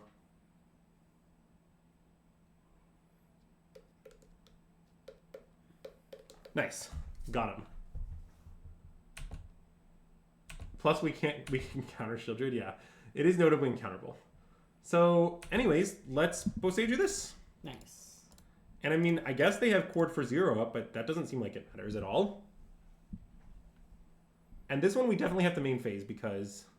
Because it's the best phase? Yeah. You don't get how they fit... Wait, like in their library or you mean in this matchup? In this matchup, it's pretty weird. Oh wow, we could Tidebind to the Shieldred. Very tempting option. Alternatively, we destroy all of their permanents and bring back all of our permanents. This is probably enough power, right? Right? I think so. I think they might legitimately win this game. Because what's nice is... Oh yeah, so one... Oh damn. I was going to give one to us and one to them. Yeah. So maybe chat's right. Maybe I should have more artifact answers for their... I mean, they have like 2 chalices in the jailer. Core for 0 is a real thing, Second Path. They have driver's card in their deck. Yeah, maybe I should have more artifact removal in. God, it's really hard to fit all this. Maybe on the draw I can't afford these Tidebinders and I'll just have gut shooters. Maybe. That makes some sense. Because like I won't be able to grief their yeah. Or maybe we could have the fawns instead. Maybe I should have no fawns. It's nice to be able to fawn Cauldron? I was gonna say in endurance off Cord. But I guess that's pretty hard because it will often be a force. Yeah, maybe force is good. Yeah, I think some forces make some sense. I mean, counting the card Cord is good. Yeah. I mean, this seems pretty hinged to me. Okay, I mean, we just have like random mixtures of shit, but yeah, I mean, it is hinged. Okay, I guess random mixtures it is. Wait, I want this, I think. Okay. Just because like when we're low on fodder, having this makes sense to me. You mean Force of Vigor over Ingot? I don't know if they have enough stuff for Force of Vigor. I mean, they have 3 Cauldron typically and 2 Chalice and 1 Soulless Jailer. So they have 6 total things. That doesn't, like, that 6 is pretty small. Soulless Jailer, not Yixlid Jailer. Soulless Jailer. Yeah, okay. Yixlid Jailer won't do anything. That's bold to assume I know the difference between Soulless Jailer and Yixlid. Maybe you should have this Boseiju too. It's relatively low cost. Well, I understand that they have Corpus Soulless Jailer. All parties involved understand that. I'm okay with not having remaining answers to that, is kind of what I'm saying. If I play that, what's my lot? Maybe I'll play 2 Endurances? I don't know. Okay, I see why this matchup is hard now. It's hard to fit everything. Yeah. I mean, sideboarding with this deck seems very difficult. Yeah, I mean... That's what I've learned from this stream. It's beyond human understanding. Oh, God. What do you mean? I mean, we just keep this. Okay. It's fine. We can trim Herb Warrior Boseiju. Ah, that's what I should have done. That makes sense. I was wondering if there was any world where it let me hardcast Land Void. That was what I was thinking, but that you're right. That's probably just nonsense. Sideboarding probably gets easier than deck lists. Is that because you can nicely ask your opponent, how should I sideboard? It doesn't really matter because, like, the situation right now is, like, you might be like, oh, well, you don't know how many mix of things that they have. And the answer is, no, actually, I pretty much know that. I know what Stock Living End is, and this looks like pretty much exactly Stock Living End to me. And despite knowing that, I have no idea how to sideboard. Yeah. So, like... Sakyag, you mean? There might be some situations where that makes it easier, but I'm just saying the one I'm currently in, it would not. Because I'm pretty sure if you asked me to recite my opponent's entire deck list, I could do so to within 3 cards. Yeah. Like, for example, I can tell you they each have exactly 2 Chalice of the Void and exactly 1 Soulless Jailer, and I bet I'm right. Yeah. You would not have forced that? You gotta force that. Come on.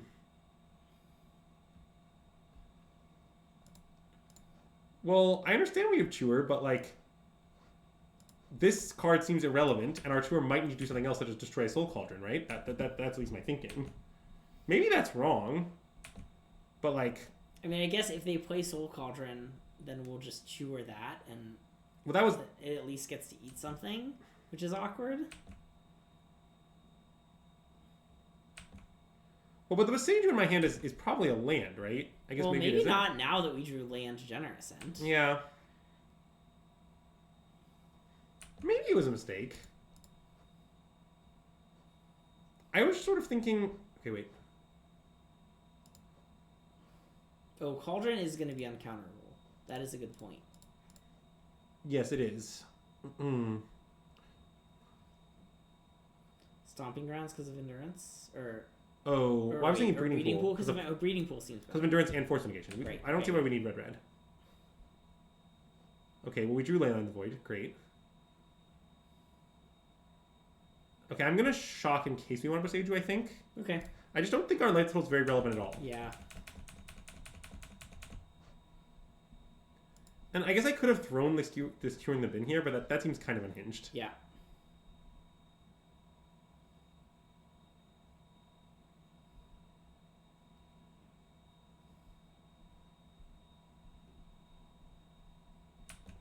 Yeah, it's true that you can't use the Soul Cauldron to be an uncounterable argument at the time the Chalice is cast. Chad is right about that. Rare chat W. I do not like how many things are going to come back. I mean, our board... Well, I guess... Yeah, I mean, our board will be marginally better than theirs, but it's probably still right to fire it off. Yeah.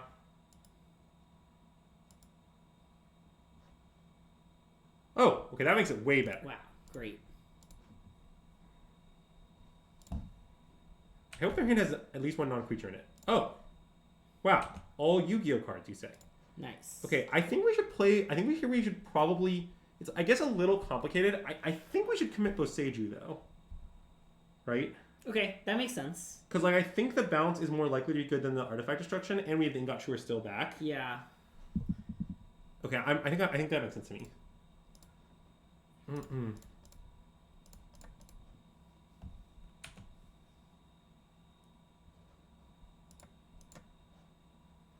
Yeah, I would describe our opponent as being on all breaks and no gas. That is fairly accurate. Yeah.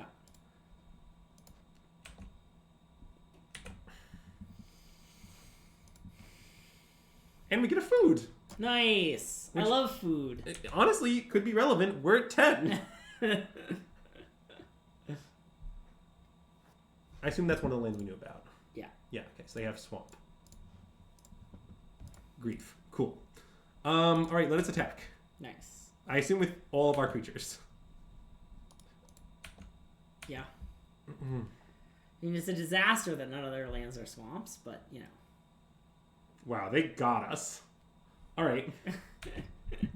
I mean, I feel like we've been got. This is what, as someone who loves getting people, this must be what it feels like. Yeah, I'll just find like an island or something. I want to be on tap land so Odawar is up, I think. Yeah. Because like here's a weird thing. Like if they double block, like we could get them. Oh my god. I mean, do you want to? I don't know. How good is Odawara?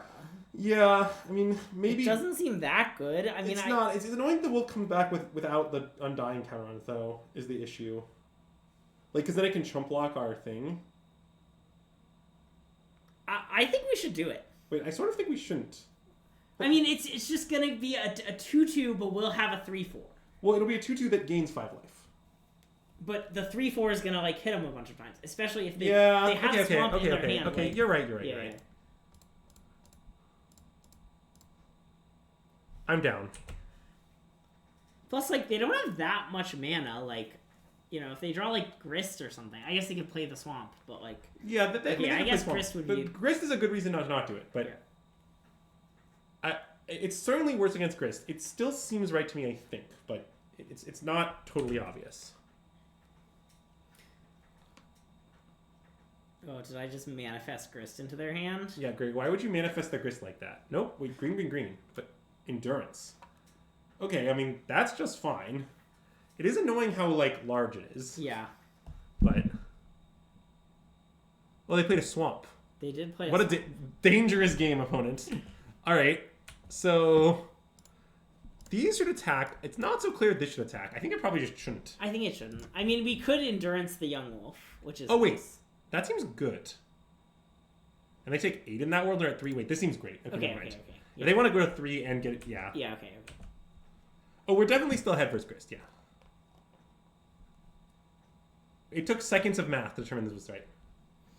Arithmetic. Oh, we definitely should Endurance the Young Wolf, yes.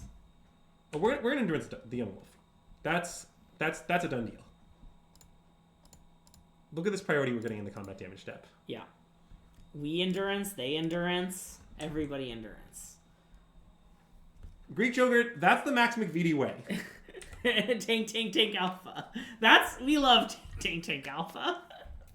Wow. Bad matchup, they say. So, just to be clear, in this league that we're playing right now, despite questionable decision making and poor play, we've beaten an opponent who cast 3 chalices on turn in game 1, and supposed bad matchup Yawgmoth. Yeah. So keep that in mind. Damn it. If we 5-0 this, it would be a disaster. I then have to decide if I'm going to commit to the bit and actually play it in my LCQs. Well, I mean, I assume you just won't, but it would be funny. If I played in my LCQs and win an LCQ and I then locked into playing it at the RC. Yes. I could Ride the horse Rhinos. you came on. Ride the horse you came on, Greg. Isn't the Yawg matchup contentious? Most people I know claimed to me that Yawg was favored. Okay. I have never tested a game of the matchup because I'm not going to register either of the decks involved. So, I don't know. Yeah. But many people told me that they thought Yawg was favored, who I respect. A nice bet is, will Andrew register either Yawg or Living End? At like, I don't know, 20% odds or something. So like 5-1? Yeah. It's a nice bet. I think 5-1 is pretty fair. Well, I think Yawg might be the deck that I'm second most likely to register. But the deck I'm most likely to register is a runaway favorite. Last team playing 4-color Almanath. Okay, so I have long thought that these 4C matchups for Living End are basically just close. Oh, and I thought this hand was a sneak. Yeah, I agree. Sorry. Isn't Selesnial someone who watches our stream sometimes? Yes. Nice. Oh, look. Do you think he's playing the Rhinoceros stratagem? This looks like the Rhinoceros could stratagem. Could be 4-color Omnath. Okay. I don't think it's I'm either. lost. Well, actually, it could still be 4-color Omnath. There are some weird 4-color Omnath lists that have Ragavon in them. Okay. Like, that is a thing. It's unusual, but it's not unheard of. Also, what I like about Selesnial is they know the best guild in Magic. The Neils makes a lot of sense. I hear many people love the Neils. Hashtag Tristani did nothing wrong! Hashtag Zagata deserved it. And anyone else who died, I don't know. Flying MTG, I assume that everyone who watched our stream is somewhat competent. This stream really only caters to just the primo clientele and also AZACs. Nice. We got you beat on that.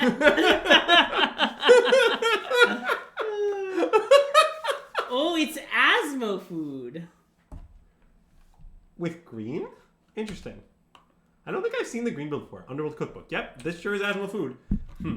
Well, we're about to find out how Living End does with that. Anyway, I'm going to fetch now so they can't hit our land off it or whatever. Yeah. Steam Vent sounds good. Sure. Actually, I'll just find... You know what? Island seems good. We'll preserve a little life. Okay. Yeah, don't worry. I've experimented some with these decks. My experience... Oh, that is nice, because you get a treasure and then it comes back. Yes. Whoa. I'm familiar with the interaction. I mean, not to do it, I played this deck some. Because, look, I'm somewhat obsessed with the card Inti. Yeah. As notably, it is my favorite Magic card printed in years. Yeah. Could you please put a finer point on it, actually?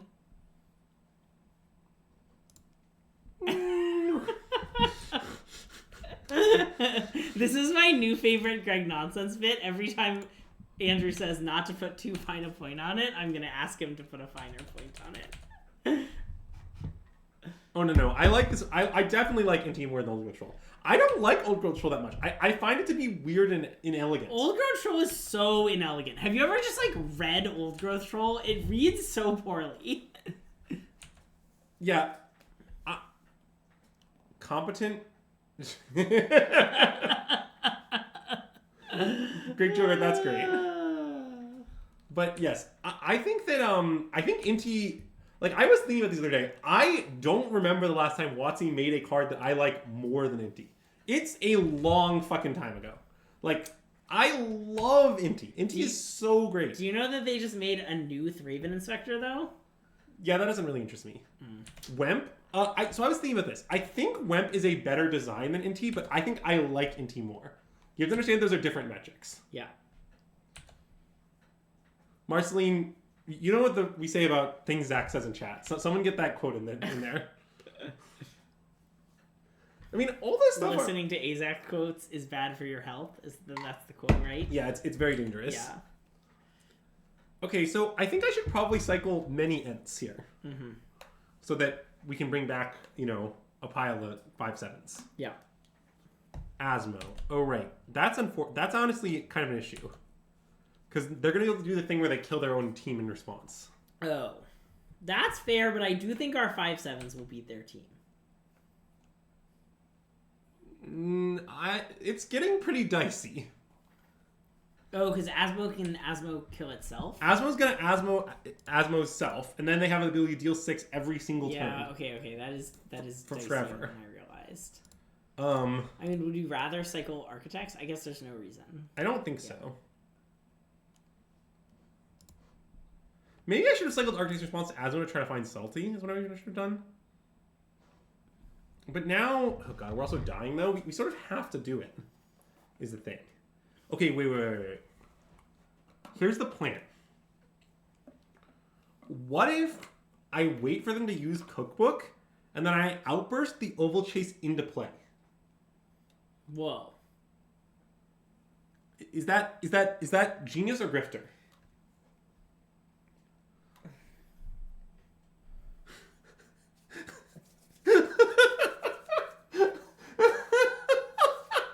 I think it might be good. Okay. I understand that then I'll have to take 4 from it. Mm-hmm. I think I'm down. It has to be the second one. Oh, fuck. I guess it does. Right. This is on our turn. I see. Okay. Yeah, they're gonna do it at EOT. Because the problem is that they can discard it to the first one, and then with the first one still in the stack, they can discard the second one, and then yeah, damn it. Or discard another card, and then bring it back. Yes.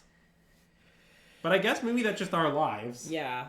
I mean, hope they do it twice. If they only do it once, will we Violent Outburst? Or will we, wait? God, this is so bad. We are so dead. Yeah. I mean, maybe I should stop fucking around this cast shot decision. I sort of think maybe that's what I should do. Okay. And just hope the other 2/2 is relevant? The other 2/2 might be relevant. It might be relevant. Okay. Okay. The problem is I just have to Wrath on this turn is what's going on. I can't just let this continue to happen. It is not like I have another option, certainly. Right, so the response is going to be discard the Asmo, do a bunch of biz. Whoa, Ren in 6? I was banned from entering that card. I'm aware. Ren in 7, though, totally okay. I don't think Ren in 6 is good in this matchup, but... Sorry, it's good in this deck, but I see the logic. The idea is that you pick up the lands and you turn them into real cards. Yeah. I think the problem is that, your deck is kind of made of air already. And so the prospect of, what if I put more air in my air deck is, not that appealing to me. But I grant that, I get what we're doing here. It also can pick up Saga. There's a bunch of things that it does, but I'm also pretty worried that Ren is the playable Modern card, to some extent. Wow. That's why Tristan banned it. Yeah. Modern's come a long way. In the last year. It's because... Do you think Modern Horizons 3 will obsolete all the best cards from Modern Horizons 2? Yeah, obviously. That's self-explanatory. Yeah. I mean, to be clear, it isn't the Modern Horizons 3 PT the PT that Denver queues for. I think it is. It is, yeah. I think that's just PT Modern Horizons 3. Yeah. So my expectation is that PT will release Modern Horizons 3. All currently playable decks will be soft banned. Yeah. So enjoy your last hurrah with Rhinos, Hammer, Yawgmoth. All of this stuff will be gone in just a few months. Yeah. So, queues for Outlaws? Oh, maybe. Marceline, bold of you to assume I know the Pro Tour schedule. I thought, wait, is Outlaws PT3? God. Is Outlaws... Okay, I've decided I don't know. Marceline, you filled me with doubt. So wait, what happened seems pretty good for us. Well, I don't understand why our opponent saved Inti instead of saving Asmo. Can Asmo target itself? Yes, I think so. I'm pretty sure I've done this. Yeah. Oh, yeah, okay. Well, it's also just very flavorful, Greg, because famously, you can just eat food that you make. Yeah, I guess that's a good point. Famously. Maybe they just have another Asmo, and it is legendary? It goes PT Mana Leak, then Outlaws, then MH3. Gotcha, okay. Nice, okay. Amulet will continue to exist, though? Yeah, I mean... Probably.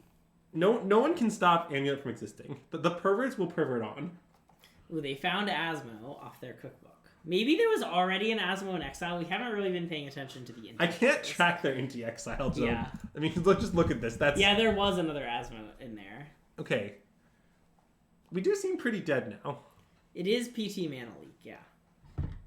I like that if Generous Ent does 7 damage to itself, it doesn't die. 6 damage to itself. Sorry, so yeah, 6 damage to itself. I mean, I also like that, but I still have a lot of overall concerns about the current state of the world. Yeah.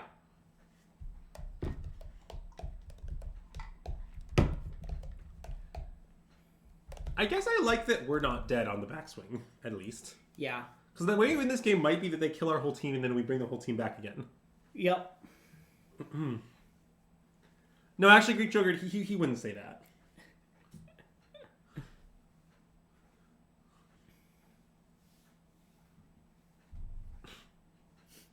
Just to clarify.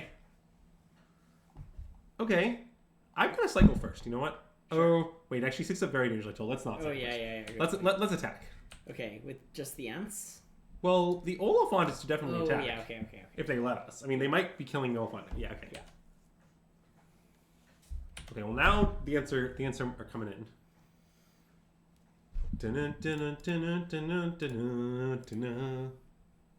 That's the Ents go marching in. I gotcha. No, because Amulet is tier 2 right now. Yeah. I do sort of agree, Levi. I mean, I just don't understand. Okay, like, I gotta level with everyone. Has any Amulet player in their lives ever won a single match against Rhinos? No, who can say for sure? Personally, I've never observed it.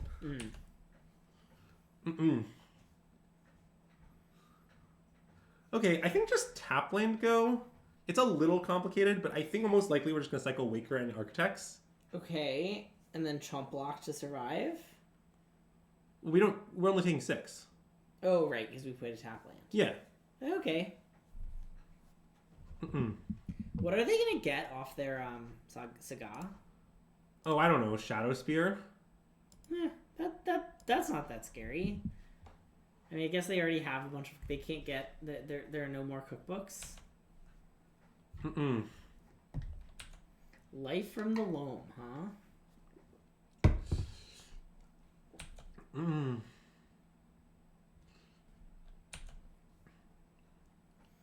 To be clear, Dom, I don't think it's close. to be frank. All I can tell you is that the last time I tested the matchup, I played a 10-game set against Tristan playing Amulet, and I went 9-1. So I went 8-2, and I punted the 9th and should have went 9-1. I just threw that game away. But you know, yes, the air deck has a ton of air. Yeah, that's my most recent experience testing the matchup. But unlike our deck, no air at all. Yeah, I think the matchup might be close if the Amulet player is Dom and the Rhinos player is Winter. Yeah, I'm with Matt on that one. Nice. At that point, I think it's close. But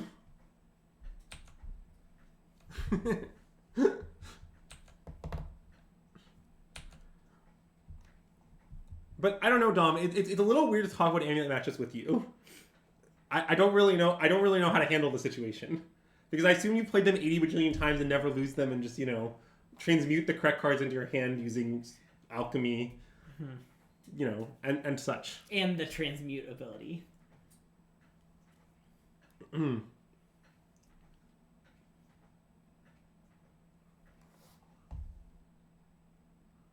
Wow, this is quite the deck we're playing against. All right. It seems that our opponent's reasoning, as far as I can tell, was they were like, they're trying to up the air count by like leaps and bounds. Oh, by adding in Life of the Loam? Yeah, and I think they're crushing on that magic. Look, I'm trolling a little. I'm not really a believer in this Asmo Inti shell more, but I don't. It's an interesting direction to explore. I mean, I do think Asmo Inti, there might be something there, but.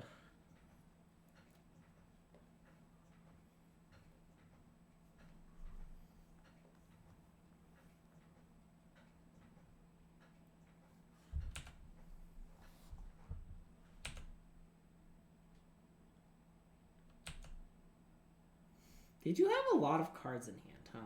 Well, yeah, I mean, some of them are lands, and some of them are like... Well, see, this is the weird thing. Our opponents reach the state where they basically have infinity cards every turn. Yeah. But it's sort of unclear that any of that even matters. Yeah. Like...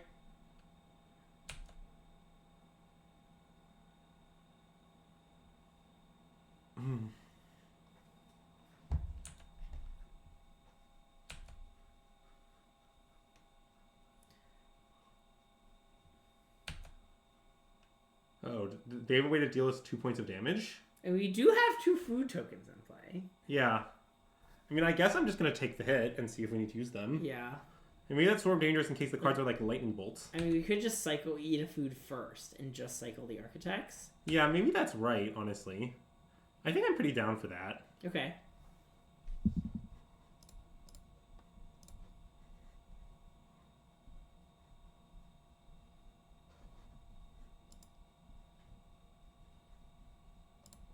And we played that tap lane last turn, which is much like eating a food. Yeah.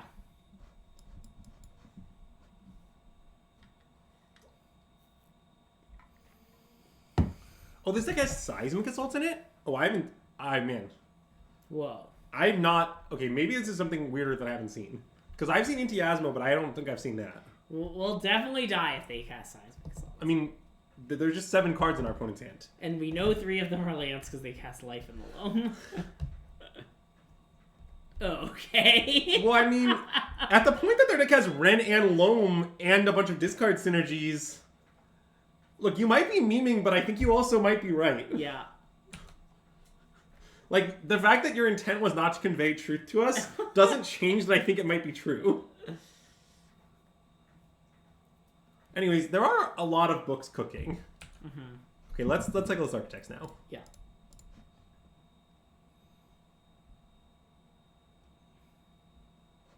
Okay. Well, I'm pretty down to grief them and just, like, see what's going on. Yeah, I like that. I don't really know what we're going to find. Uh-oh. This concerns me. Why is this happening in our turn? They don't want to be fawnable. Okay. They just have 3 of them? Okay, well, I'm going to crack this. I mean, yeah. I sort of just have to. Yep.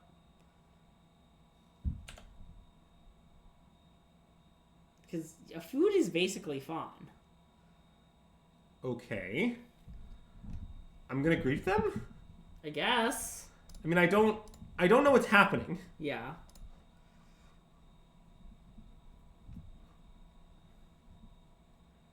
Oh, they're gonna... Well, I guess they can't kill our stuff with all their food. Oh, they can make a bunch of food. Okay.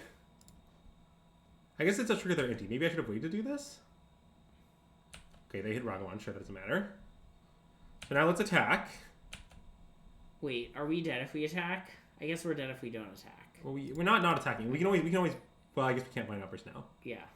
I mean, so if we attack... I think it's fine. We attack, they'll make 2 food, have one of the Ents just shoot itself, go to 1, and then kill us. If we don't attack, they'll make 2 food, have one of the Ents kill ourselves, and then attack. Okay, let's attack. Okay. Maybe they'll miss the line. They'll be scared of basic.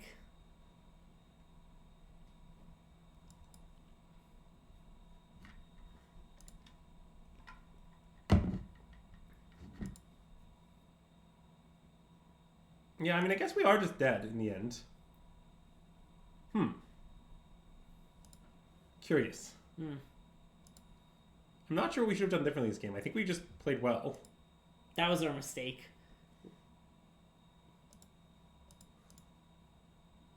Like, the issue is that, like, we kept being forced to do things for fear of death. Yeah.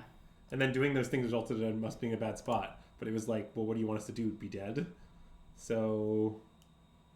Like... This whole leggable thing, I guess the point of it was to make us mana. Yeah. But, like, we had to do that. Can I interest you in going down on our own terms? Yeah, you definitely can. Boom. Nice. That way we can cast the Violent Outburst in response to our own death. Yeah. Alright, so we definitely want fobs in this matchup. Yeah, I assume we want Ingot Chewer. Probably. And Tideminder seems fucking amazing. Okay, do we want Leyline? I don't know if we want Leyline. I Okay. think we should make this swap. What does Leyline, like, do? I mean, it stops the Oval Chase stack. Oh, actually, that's true. It also stops them aswing their own ships. Yeah. Okay. I'm kind of down. That sounds hinged. I mean, maybe we can't fit... This is a classic we can't fit all this shit angle. Yeah, but we might be able to fit all this shit, Is though. Fawn bad? Fawn doesn't seem that good. I mean, they'll probably have some sort of hate, but it'll probably be artifacts. Yeah. It does not seem good beyond that. I think it's reasonable to cut Fawn. Yeah. I mean, it kind of seems like if we're bringing in all this biz, we basically just have to cut Fawn. Agree to agree. But I like subtlety, and I like grief. So I guess I want to cut some of the Cascaders, or the cyclers now. Do you think grief is better given subtly or not subtly? Oh wait, grief is, I guess, a little worse here because of Inti. Yeah. Maybe grief is just bad. That's pretty hinged. And like most of their stuff's gonna be on the table or like in exile where we can't get to it. Actually, grief seems bad. Let's cut. What if we cut all the griefs and all the fonts? Okay, is it bad that we've cut grief and Urborg but put in Leyline? It's a little bad. I don't think it's that bad. Okay. Hey, Can't Resist, Triss. Thanks for the raid and welcome to System Magic. Huge shout out to anyone coming over from Can't Resist Triss's stream. We're System Magic. I'm Greg. This is Andrew. We are playing some Living End in Modern, the 6th best deck in the format, preparing for RC Denver. Yeah, this does seem cuttable. It does seem very cuttable. Maybe I should board in like a Brazen Borrower if we want to keep all this stuff out. That could make sense. We could board in a Cowardly 1 Fawn. Oh, I kind of love the Cowardly one. Actually, man, countering Life Emblem is just not even... I mean, countering I'm not Life Emblem. Countering Seismical Honestly might be kind of good. Well, let's have 2 fawns. Okay. Okay. Just a sound 2 fawns. Mostly I just feel uncomfortable with that little interaction is kind of how I feel. For those who just showed up, we are playing against Inti Asmo Food with Seismic Assault. It's quite a brew, but it took us down in game 1. This seems like a heat. Seems like a great The Seismic Assault makes all the other stuff that I was making fun of previously make sense. I would like to apologize for how much I make fun of them. Yeah. I mean, to be clear, I'm not saying that I would have made fun of them none, but I just would have made fun of them less, though. Yeah. So, that's important to understand. But also, Andrew will make fun of any deck that's not one of the top 6 decks in this format, so, you know. Oh, I'll make fun of those too, don't worry. Oh, nice. Do you want me to make fun of Scam Some, or...? Sure. Can you make fun of Rhinos? Well, I mean, no, Rhinos is broken. Okay. You can't make... I mean, there's no messing... I'll cycle this now, I think. Oh, that actually has subtlety. I probably shouldn't do that, huh? I mean, probably just let it happen. Yeah, okay. Yeah, that makes sense. Basically, the thing about Rhinos is that it's the perfect deck. Nice. John, do you mean Rhinos? How about Jund? Not a deck. Not a problem. Unless you mean like the Jund Sagamon deck. Yeah, that deck is like... I think it might be playable if you're Reduke. Did you say Jund Saruman? Sagamon. Oh, okay. I was like, there's no way any of the Sarumans are modern playable. Sorry, was that too savage? I apologize.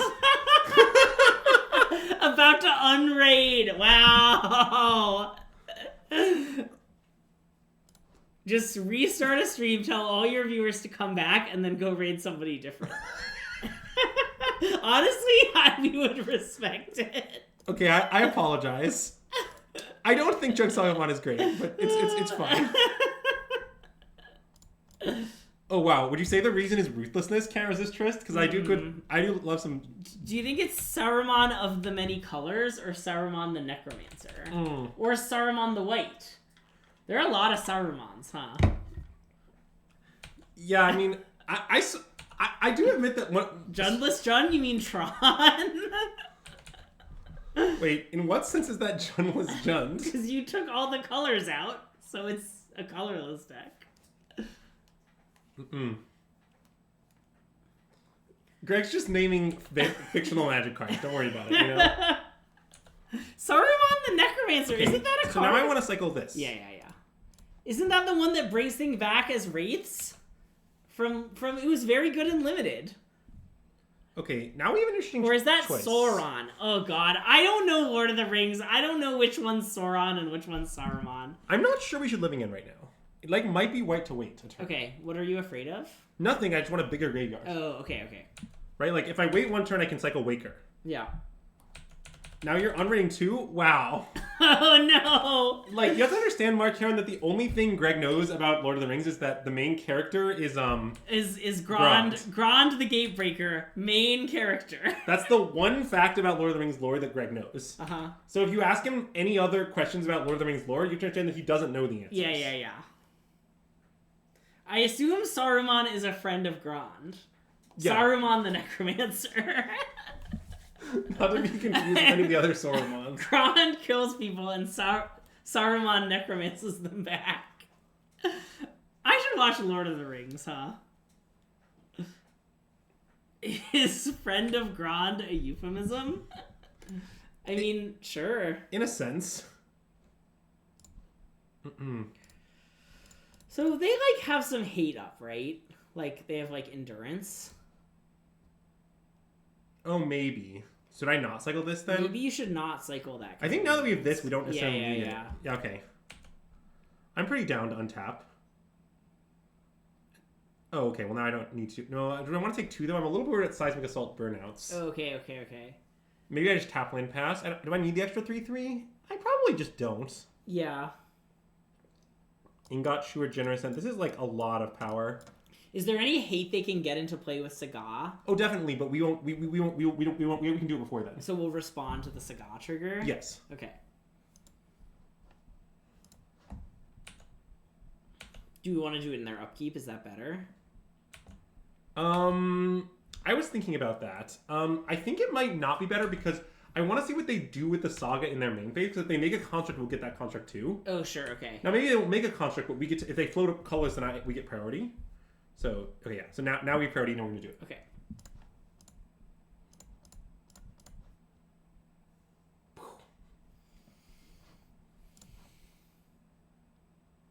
I wonder what we'll find off Cascade. Nice, the good one. And we actually want them to endure so that we can subtlety. Yeah. Hilariously. Nice.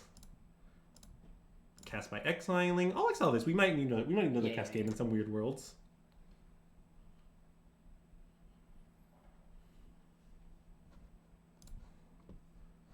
And as always, the one nice thing is that even if this all goes horribly wrong in some way, we still get to wrath their board. Like that's like not to be underestimated.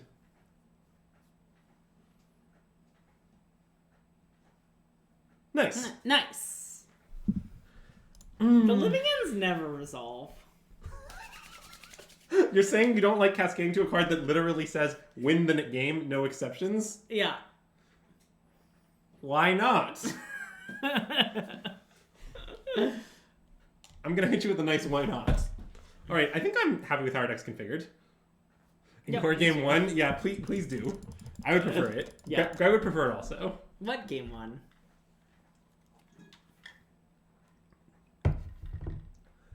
Gondor more like Grondor. Ooh, I like that one more than Gondor. Yeah, it's the land of Grond's people, Grondor. That's where the Gronds live. Yeah. Wow, this hand's just the perfect draw. Yeah. Something, the perfect draw doesn't exist, something. Basically, my turn in game 1, they curved Rog into Inti, which forced a really early living end on us before we were, like, ready. Yeah. And then they just beat our kind of small living end, is what happened. But, yeah.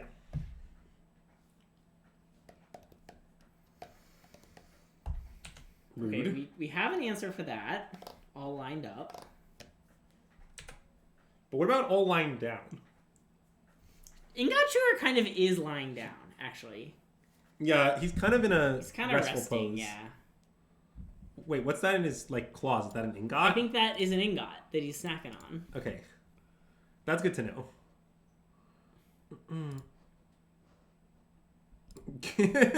Yeah, it is nice. It is really nice of them to provide a way to spend our mana.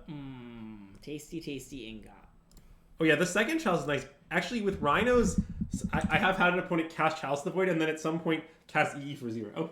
To be clear, like I think you can play around that by just casting it for 1, like having a colorless land. Oh. But if your opponent doesn't have a colorless land or isn't aware of it, they just like get owned. Okay, yeah. Which just did happen to me.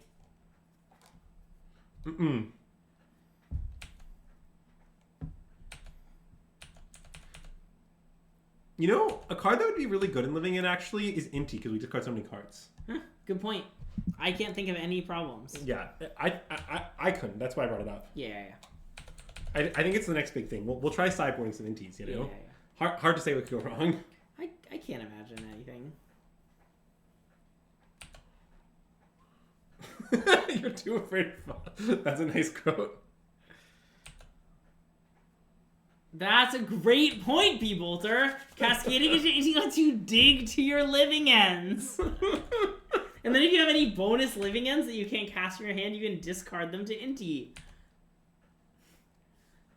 And if you exile Waker of the Waves and have 7 mana, you can cast it. Yeah, that is all true. Okay, so our opponent is going to cast an Asmo, it looks like. I think I will probably try insulting the Asmo. Okay, try and dig. Yeah, like... Yeah. There has to be subtlety or have to, like, I think we'd want to subtlety it, right? Yeah. So. Although it is awkward because they can just discard a card. If they can put Asmo on top and then discard a card to the cookbook and flip up the Asmo and recast it, right? Wait, sorry, what are you proposing? Hold on. Oh, that is true. It does only cost 1, right? Yes. So you're saying I shouldn't do that? It seems pretty bad. But I mean, maybe let's just cycle it so that we at least appear to be considering Sure, okay. I mean, yeah, we are going to cycle Waker of Waves no matter what. I'll get a Forest in case of Hardcast Fov. Okay. You could wait on turn 4 to guarantee they don't have it. I think, Mark Cameron, my short answer to the question is I think it's just not worth it. Yeah. I get where you're coming from. It's not insane, but I honestly think I'm somewhat skeptical of our ability to wait till turn 4 just straight up. Like, I just think we might be dead by then. Like, their deck's pretty fast. They have Seismic Assault, which can burn us out. Like, we probably just, like, are going to need to get moving, is kind of my thought. Oh, God. Okay. Well, that's very bad. Well, wait, this just exiles 1 card, right? Well, it taps to exile a whole graveyard. Oh, without mana. Correct. Exiles just our graveyard or everyone's graveyard? Just ours. Ooh.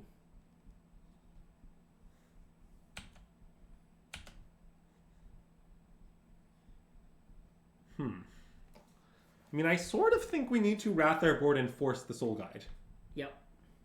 So I think I'm just going to cast Shard to Zayden. Okay.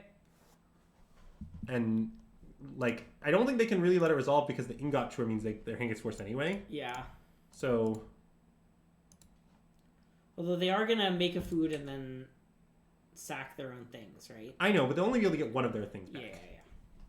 So we will successfully remove one of their things and remove the soul. Like, that's still pretty good, I think. Yeah. Like, we'll kill this and whichever of these they let us kill. Yeah. Which will presumably be empty. Yeah. But, yeah.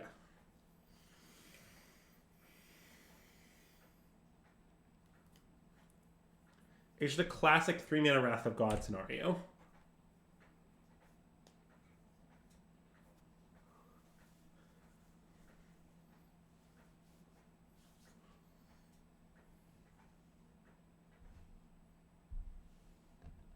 Oh yeah, and just to be clear, my Karen, this stream let me explain our stream's policies on adjusting plays. Anyone is welcome to adjust a play at any time. It's totally cool. I have no problem with it. There's no like rules about exceeding here. The only rule is that if you adjust a play, and I think it's very foolish, I do get to make fun of you. So those are the terms. Unless it's me, Andrew doesn't get to make fun of me. Don't I? Isn't that like what I spent half the stream doing? Not really. Yeah, I guess at most a third. Yeah. So, yeah, those are the systematic policies. Yeah. Everyone is welcome to just anything. Totally safe space to like pros any place you want. If by safe you mean I get to ruthlessly roast you. Yeah. So that's the way it works.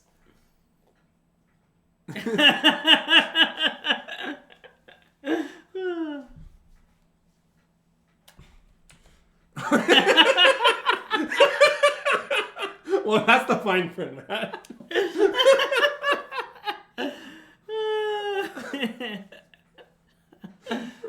Well, I'm really surprised they kept this Inti over this Asmo. I mean, I guess maybe the thought is they'll just like see so many cards they'll find another. Yeah. But like, I sort of feel like if they had Asmo, we'd be in real trouble, and like we might be okay now. Okay, can I afford to shock? I really would like to. So that we can have a 4/4 flyer in play? Well, I mean, just so we can cycle everything instead of not everything. Wait, are we gonna Violent Outburst when the 4/2 is in their bin? Well, this turn I plan to cycle everything. Okay. This turn we're not. Okay. Yeah. So wait, if God, shocking is so dangerous. It's really dangerous. I probably just can't do it. Yeah. I probably should do accept archetypes will hang out in our hand. Yeah. Okay, Breeding Pool tap go. Yeah. I mean, I don't like our chances in this particular spot, but I don't think they're 0. Yeah. One annoying thing is they're going to be able to get the Rog Trample with the Inti. Yeah. And the issue with that, for those unfamiliar, is that Rog will trample over and then proc even if we block it. Yeah. Which I would describe at this time as not my favorite. So I'm going to potentially find a fetch or basic. Oh, that might have been right, good killer. Yeah. I mean, I kind of like leaving up the Violent Outburst. Because we could just Violent Outburst in combat if it gets too bad. I mean, I know it's pretty bad, huh? Okay, never mind.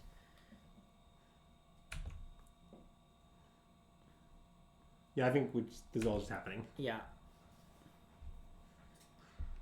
Yeah, that's a pretty unhinged story, Mark Aaron, to be honest. Really, all aspects of it. If Monkey flips Living End, you can't Cascade anymore. Yep, good beats.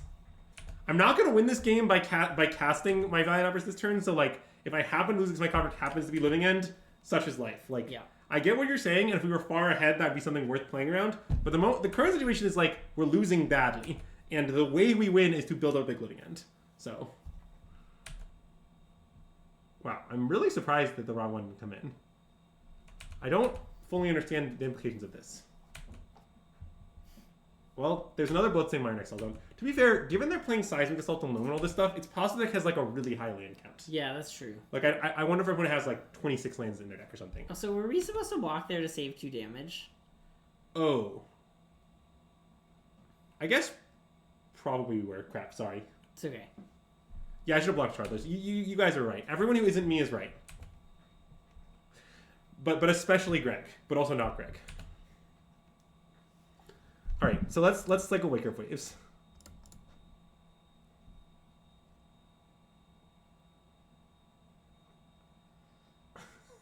I think we should take Steam Bets. Sure.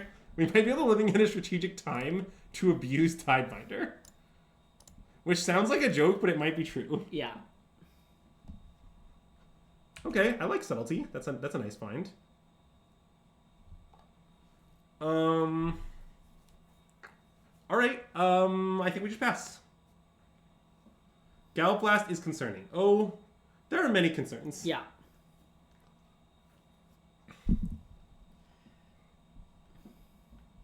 Yeah, I think Glen Go is fine. Yeah. We have not seen a Gallop Blast. We've only seen Lightning Bolts. But and they probably boarded out Lightning Bolt, right? Yeah, I suspect so, but I don't know. Chat, speak up if you're a supporter of especially, but also not Greg. So I don't think I should... So I could Living End now to counter this Inti trigger. Well, and it also will put the 4-2 into play. Yeah, but... That might be bad. Yeah, and also I'd like to get their Saga construct they make. Yeah, so I think we should let this happen.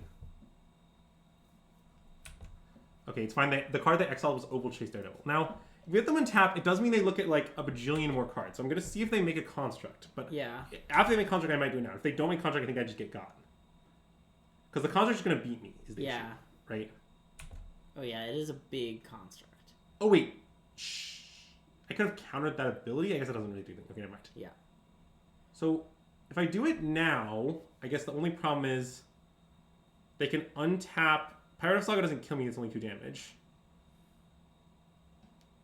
Like, I sort of think we just need to Living End now, even though I know that then they can make contracts we might still lose.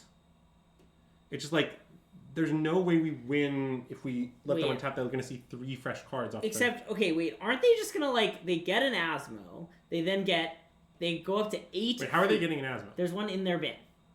Oh. And then their foods will just wipe our board and Asmo will attack and we'll go to 1. Like... I see. So you think we can't possibly win? I'm worried we can't possibly win if we do it now. I mean, 1 is not 0, so, like, we could do it now. No, I think you're right. Also, I mean, I do get the Tidebinder the Asmo, but the Asmo just kills the Tidebinder, so it doesn't really go anywhere. Okay, I guess we go to their turn. It seems like we're dead, though. It is really hard for me to imagine victory, but... Yeah. I can't really imagine it either. Did we bring in Dead Gone? No, but maybe I should have. I think it feels like we should have brought in Dead Gone. Maybe they cooked their Tidebinder trigger. That's true. So I could counter this with the Tidebinder, but it doesn't really help. Oh, counter the search? Yeah. I mean, I like that is using the Tidebinder to do a thing. Okay, let's just cycle our text and do it now. Okay. And I'm cycling this not playing around Endurance because, like, Yeah. boy, we're not in the playing our endurance Oh, zone. definitely not.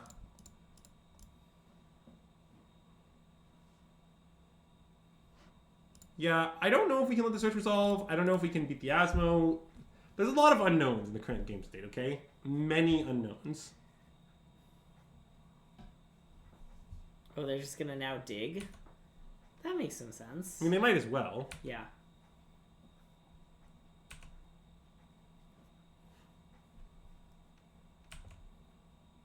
Oh, I guess I am now that I drew the shard station, yeah. I mean, it was loose to discard our blue card in the hopes to find a blue card, but we did succeed. And they can choose to put their Ultra Daredevil into play if they want. Yeah, I mean, maybe they will if they have multiple, but... Yeah, it seems sort of unlikely they want it if they only have one, though. Yeah, I mean, we are at 4, so... Yeah, I mean, it is a lethal threat. That is true. Also, this Urza Saga that's 2 counters on it is going to be able to make, like, a 80 bajillion construct. Oh, that's next turn's problem.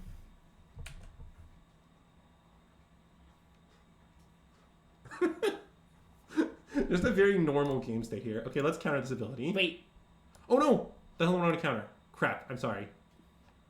That was not my intent. It's fine, don't worry about it. Yeah. Wait, architects ourselves because they're going to shuffle, but... Well, I'm countering the trigger.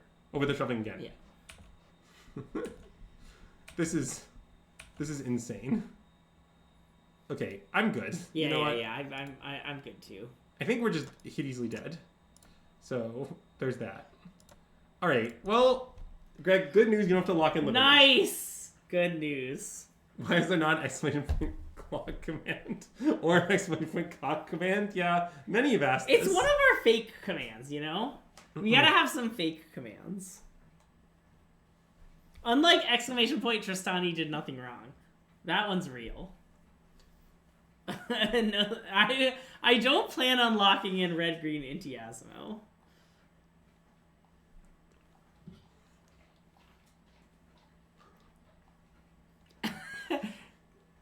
Good games, Lesniel. GG's, yeah.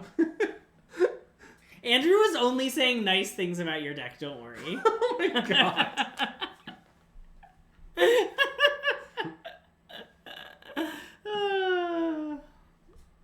Gruul Asmo is very cool.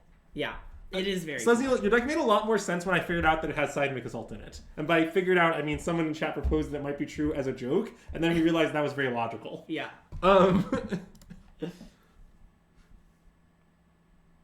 Yeah, I mean, I'm down for this, I think.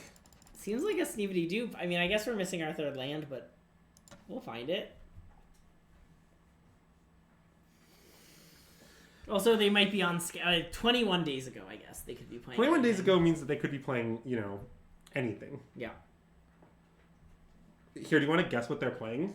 You have one guess. We're actually a scam. Alright, I'll guess Rhinos. Okay, good guess. I would like to guess... Can I change my guess to Gruul Indie Food? You can. Okay. But you can't change it again. I'll chill with... No, I'd like to stick on scam. Oh, actually, I didn't say you were allowed to stay. I have to change my guess to Indie Food? Alright, so... I think we should start by cycling Street Wraith. Okay. Because I don't know if we should grief them on one or not.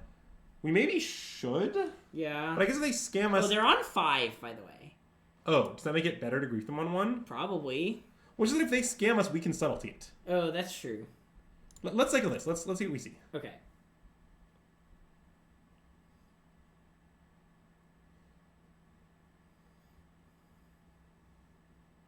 I guess we can grief scam them. Yeah. And by that you mean just grief them? The scam is that... Yeah, I guess I can't really explain what the scam is. Thoughtseize, Blood Moon, Molten Collapse. Okay, well, I guess we should take Thoughtseize. Seems right. Because it's a card that does a thing. Yeah.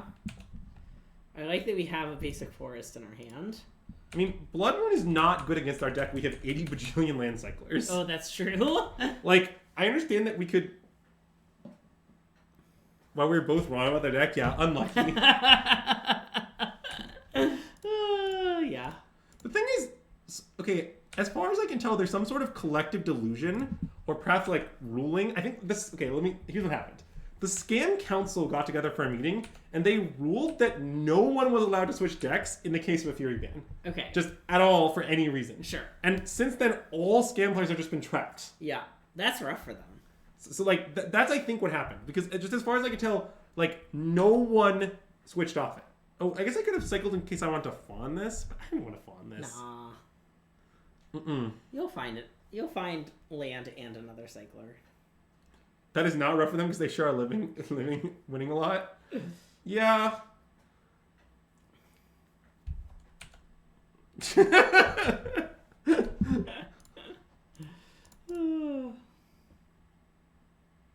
Well, I guess I would have hit the fawn, so that's a little unlucky. Savage. I might take it anyway. I guess it's my third land, though. I think I want to take the Ent. You can, like, play Ent, play the land. Yeah, I guess I'm now a little scared of the Blood Moon, but yeah. I'm not that scared. Oh, right. I guess Ent can't find a blue source, which is awkward. Maybe you should take Fawn. I kind of want to. Okay. I also like that's a blue card for subtlety if it comes to that. Wow. Okay. Genius. Scrybug. Let's cycle this. Yeah.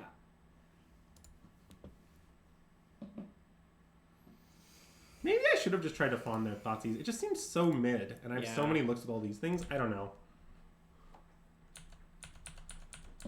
Yeah. I don't know. I understand that I alternatively choose to respect and not to respect stats as it pleases my whims. That is true. But I would like to state that I don't care. I think Scam is bad. All I can tell you is I was sort of concerned that Rhinos was secretly bad against Scam, and then I figured out that I'd been sideboarding wrong the whole time. And then since I started sideboarding differently, I haven't lost any matches to it. Nice. So anyway, let's cycle this Wake of the Way, shall we? Love it. Let's see. Do you think we'll find any waves? Finding basic island would be great. I see. Well, we found Misty Rainforest. I mean, I sort of think we should fawn this now. Yeah. If we don't, we can't cast Shardless Agents. Yeah. Levi, I started leaving in just like millions of Tidebinders. I started leaving in just all my Tidebinders and just like accepting that I was a little short on ways to kill Chalice. Wow, Scrybug again. The Misty that we binned was in our hand. Yeah, I mean, we could lose from this spot, admittedly.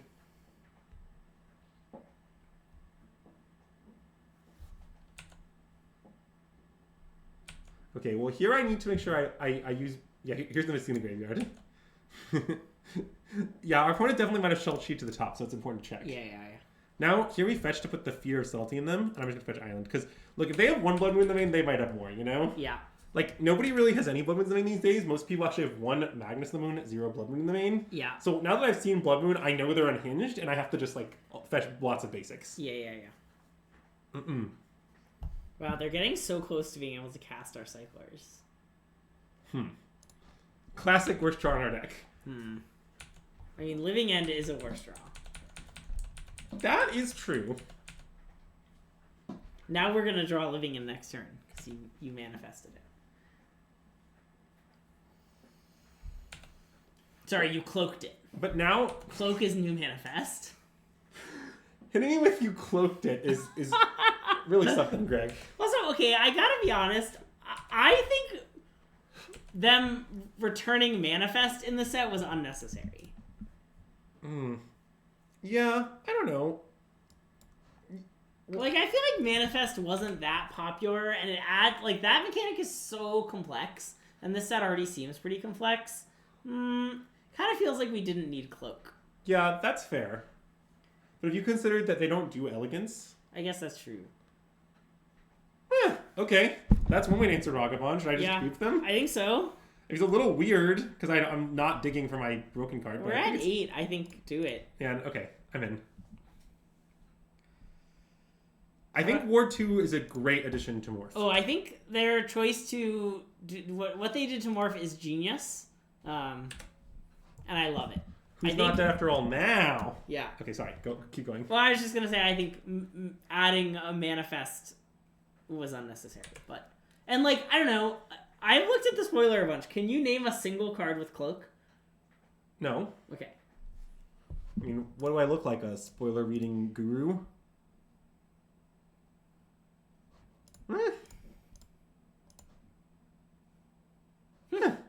Nice. All right. Well, I guess I'll pass the turn. That's because they're disguised, of course. Yeah, a mysterious creature is the right name.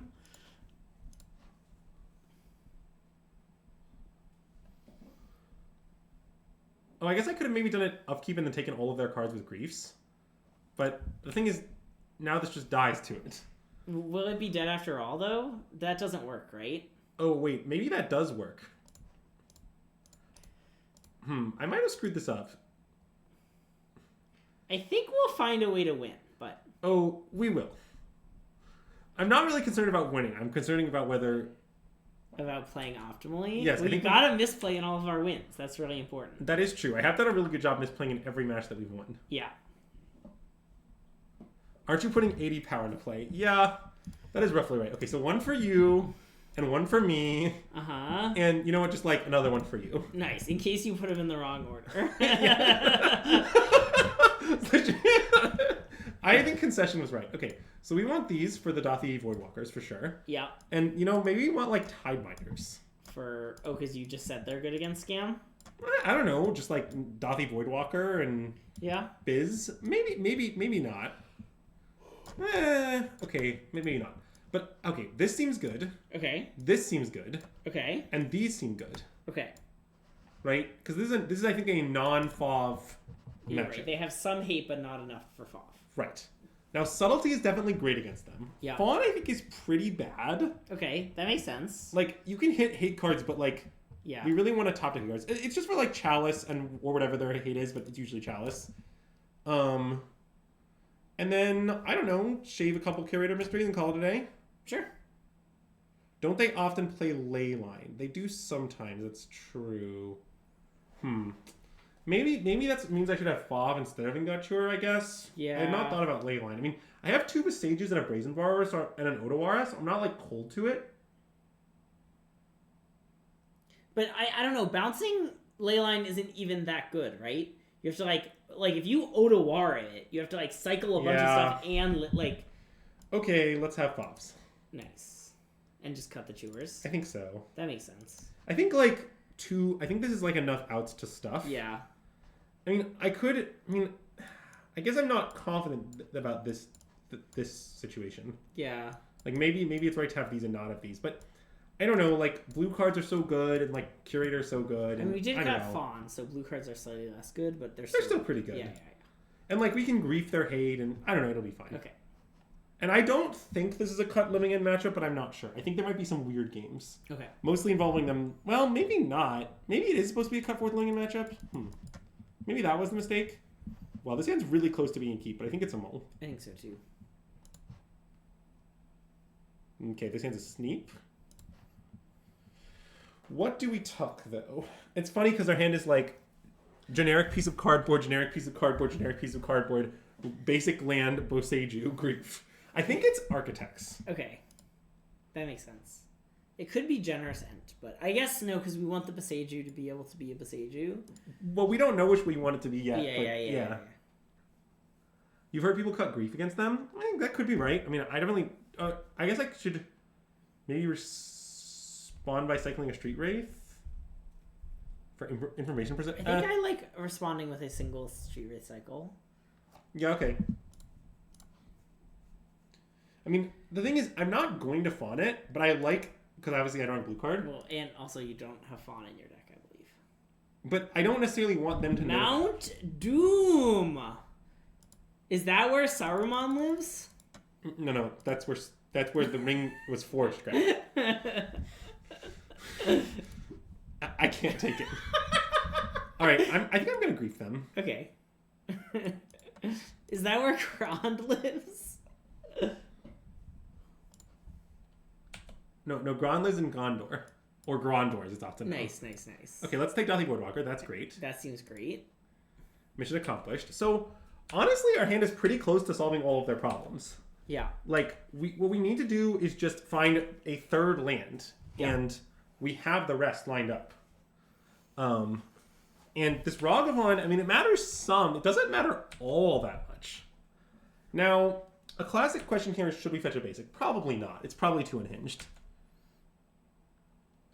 But I will leave it up for now in case we hit the basic, like in case they just like play Bloodmoon for their turn. Because then I certainly would. Yeah. Yeah, the problem with catching a basic is that it's hideously bad for us in all respects. But aside from that, I do like it. Oh wait, is this... Okay, it's Fable. Damn. I mean, that is fobbable for what it's worth. Dothing Lord lets them untap and recast Living End. Well, yes, but my Cycler is Violent Outburst. So that's not a problem. The Dothing Boardwalker is an issue if you have Shardless, but I just have Violent Outburst. Sorry, I didn't discuss this at all because it's happened to me a million times on the scam side. But yeah, this one works against this.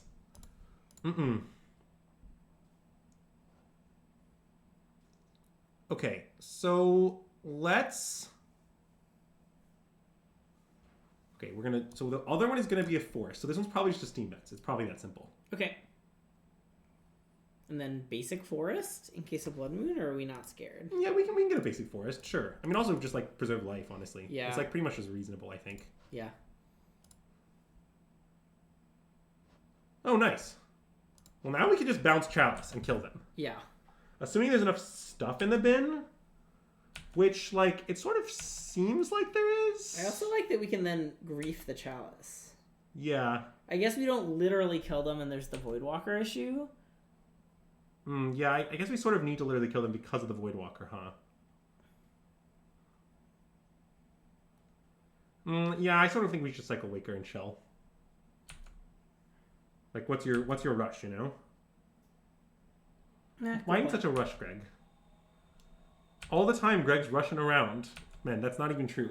I feel like I am rushing. I'm just late to stuff because I have too much stuff to do, you know? You do that, yeah. A good play here for our opponent, by the way, is to cast Living End. Nice.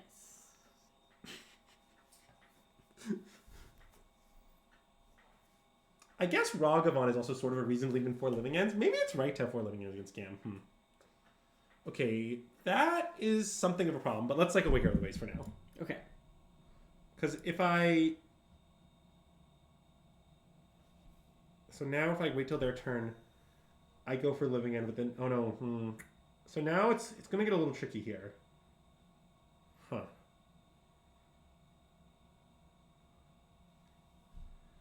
Wait, maybe this needs to change our plan.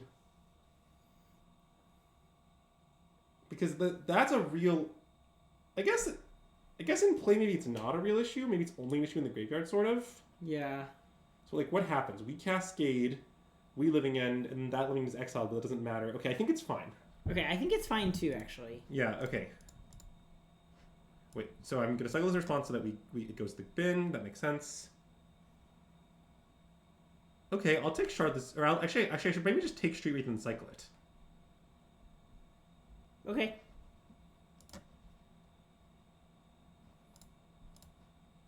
That does put us to a somewhat precarious life total, but... Oh, fuck. Wait, did I just punt the game? Wait, I guess I couldn't have... Wait, that was horrible. Well, it's actually not that horrible. It's merely bad. Okay. Because I can... Well, I guess that doesn't get me out of it. Oh, God, wait, that was a really bad play. I think I just killed us, yeah. Because I can bounce this to stay alive, but then I'm just in the same predicament. Yeah.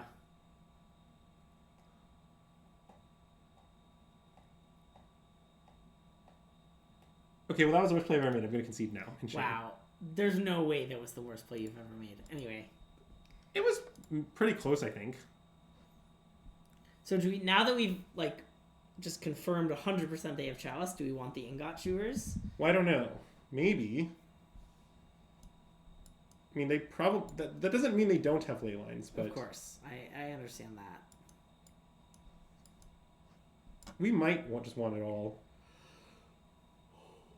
They are a lot more... I mean, yeah, I guess I'm pretty just down for this. Okay. I mean, the other option is to cut Griefs, which we could do. Like, maybe it's better to cut... Yeah, I guess I don't feel comfortable with this. Okay. What if instead we... Shave 2 Griefs? We shave 2 Griefs. How hinged is that? Yeah, not very, but it's fine. It seems sort of hinged to me. Okay. Would having our only lanes help at all? Sort of. It helps against Dothy Voidwalker in some zones, but not others. This hand's a keep. Agreed.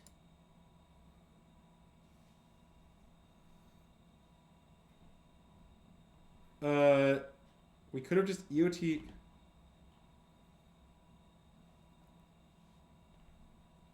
But wait, no, wait. That doesn't work. When they recast Chalice, we can outburst response, sure, but then you're hoping that they recast Chalice. I see. You're trying to bait them into the Chalice recast. So the Chalice is then in play to stop them reliving ending. Interesting. Might work. Because the problem is them reliving ending, to be clear. Well, although the new Dothy would be summoning Sig. Yeah, I understand that. Yeah. Mm-mm.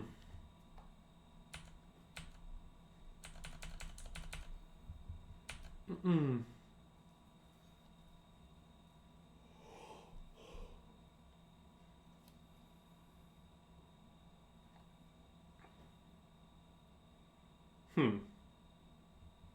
Well, I really don't want them to take Generous Ent, I think.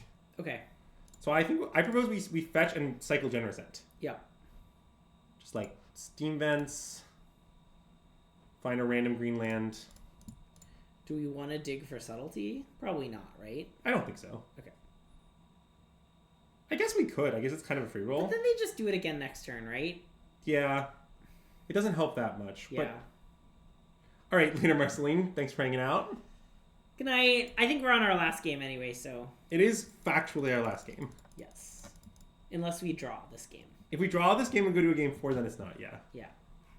I don't think that's possible, though.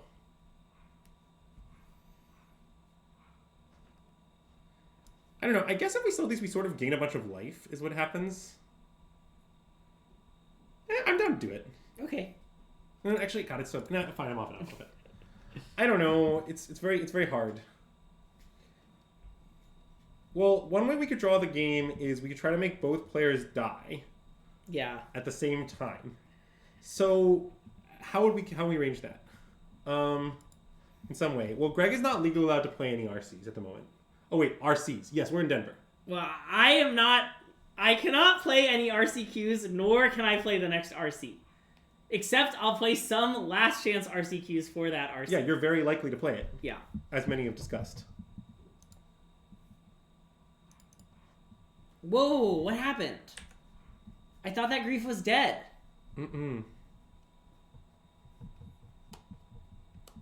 The RC is in like 3 weeks. It's roughly never. Nice. Nice. Yeah, we're Americans here. We don't have socialized healthcare or socialized RC invites. So our RC's not for a while. Also, okay, Andrew, currently we have great healthcare, you and me, because of the lovely state of Minnesota. Don't tell them that, Greg. They're not ready for the truth. Mm.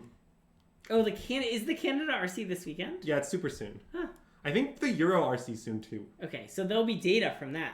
Correct. Nice. Then we'll look at that data and then play Rhinos. Nice. So don't worry, Greg. So I prepared 3 different scenarios of what we can tell them following this.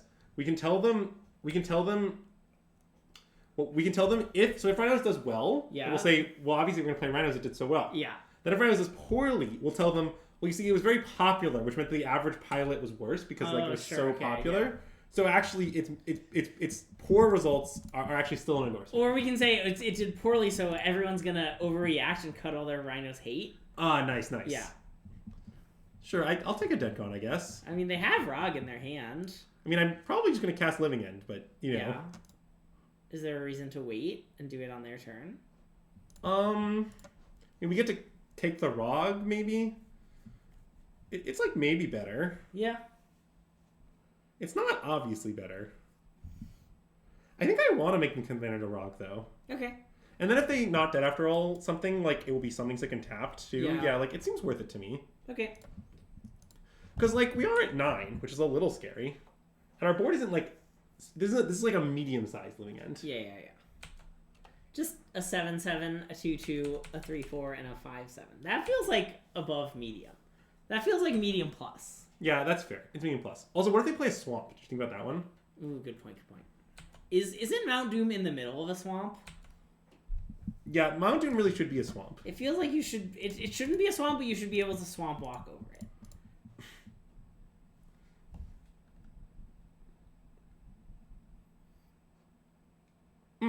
Nice. All right, so honestly, that was a pretty good showing. It was really impressive. I felt like we played poorly and our opponents had piles of deranged hate all the time and we kept beating it. Yeah. Which, look, I think Living End's an incredibly powerful deck. Like, if nothing else, like, this deck does one of the most fucked up things in the format. Yeah. And it does it backed by Force of Negation and Grief and Subtlety. Yeah. Which is nice. So, yeah, I mean, I'm not saying I'm locking Living End, but yeah, I mean, there's a reason it's the deck I'm third most likely to play as of now. Yeah. So, yeah, I don't know. Hopefully people enjoyed this stream. We will continue exploring Modern up until whatever point in time we start playing only the deck that we're going to register. Yeah. I'm Rhinos Yogg Living End right now. Nothing original, but yeah. Any of these people that you think we should raid? I guess we could go here. That's a fine place to We go there a lot, but that's okay. We can. What about this? That's not in English. Oh, okay. Yeah, we don't want to do that. Okay. Yeah, I think your first option is a good idea. Okay, all right. We'll just raid the Ham TV. Is Urborg better than Sunken Ruins? I think clearly yes. Not that this incredibly matters, but. Okay, so if you're watching on Twitch, we're gonna go raid the Ham TV, who's playing some Vintage Cube. That should be pretty fun. If you're watching on YouTube, be sure to like the video, subscribe to our channel, let us know in the comments below what your favorite card to cycle is. One of these days, they're gonna respond to one of my insane prompts in the comments below. They never do, but someday they will. If you're seeing this, you should really pick this one because apparently Greg's been keeping track. So, anyways, we'll be back tomorrow with something of some sort. Something of some sort! I can't wait. Anyway, we'll see you then, and System Magic out!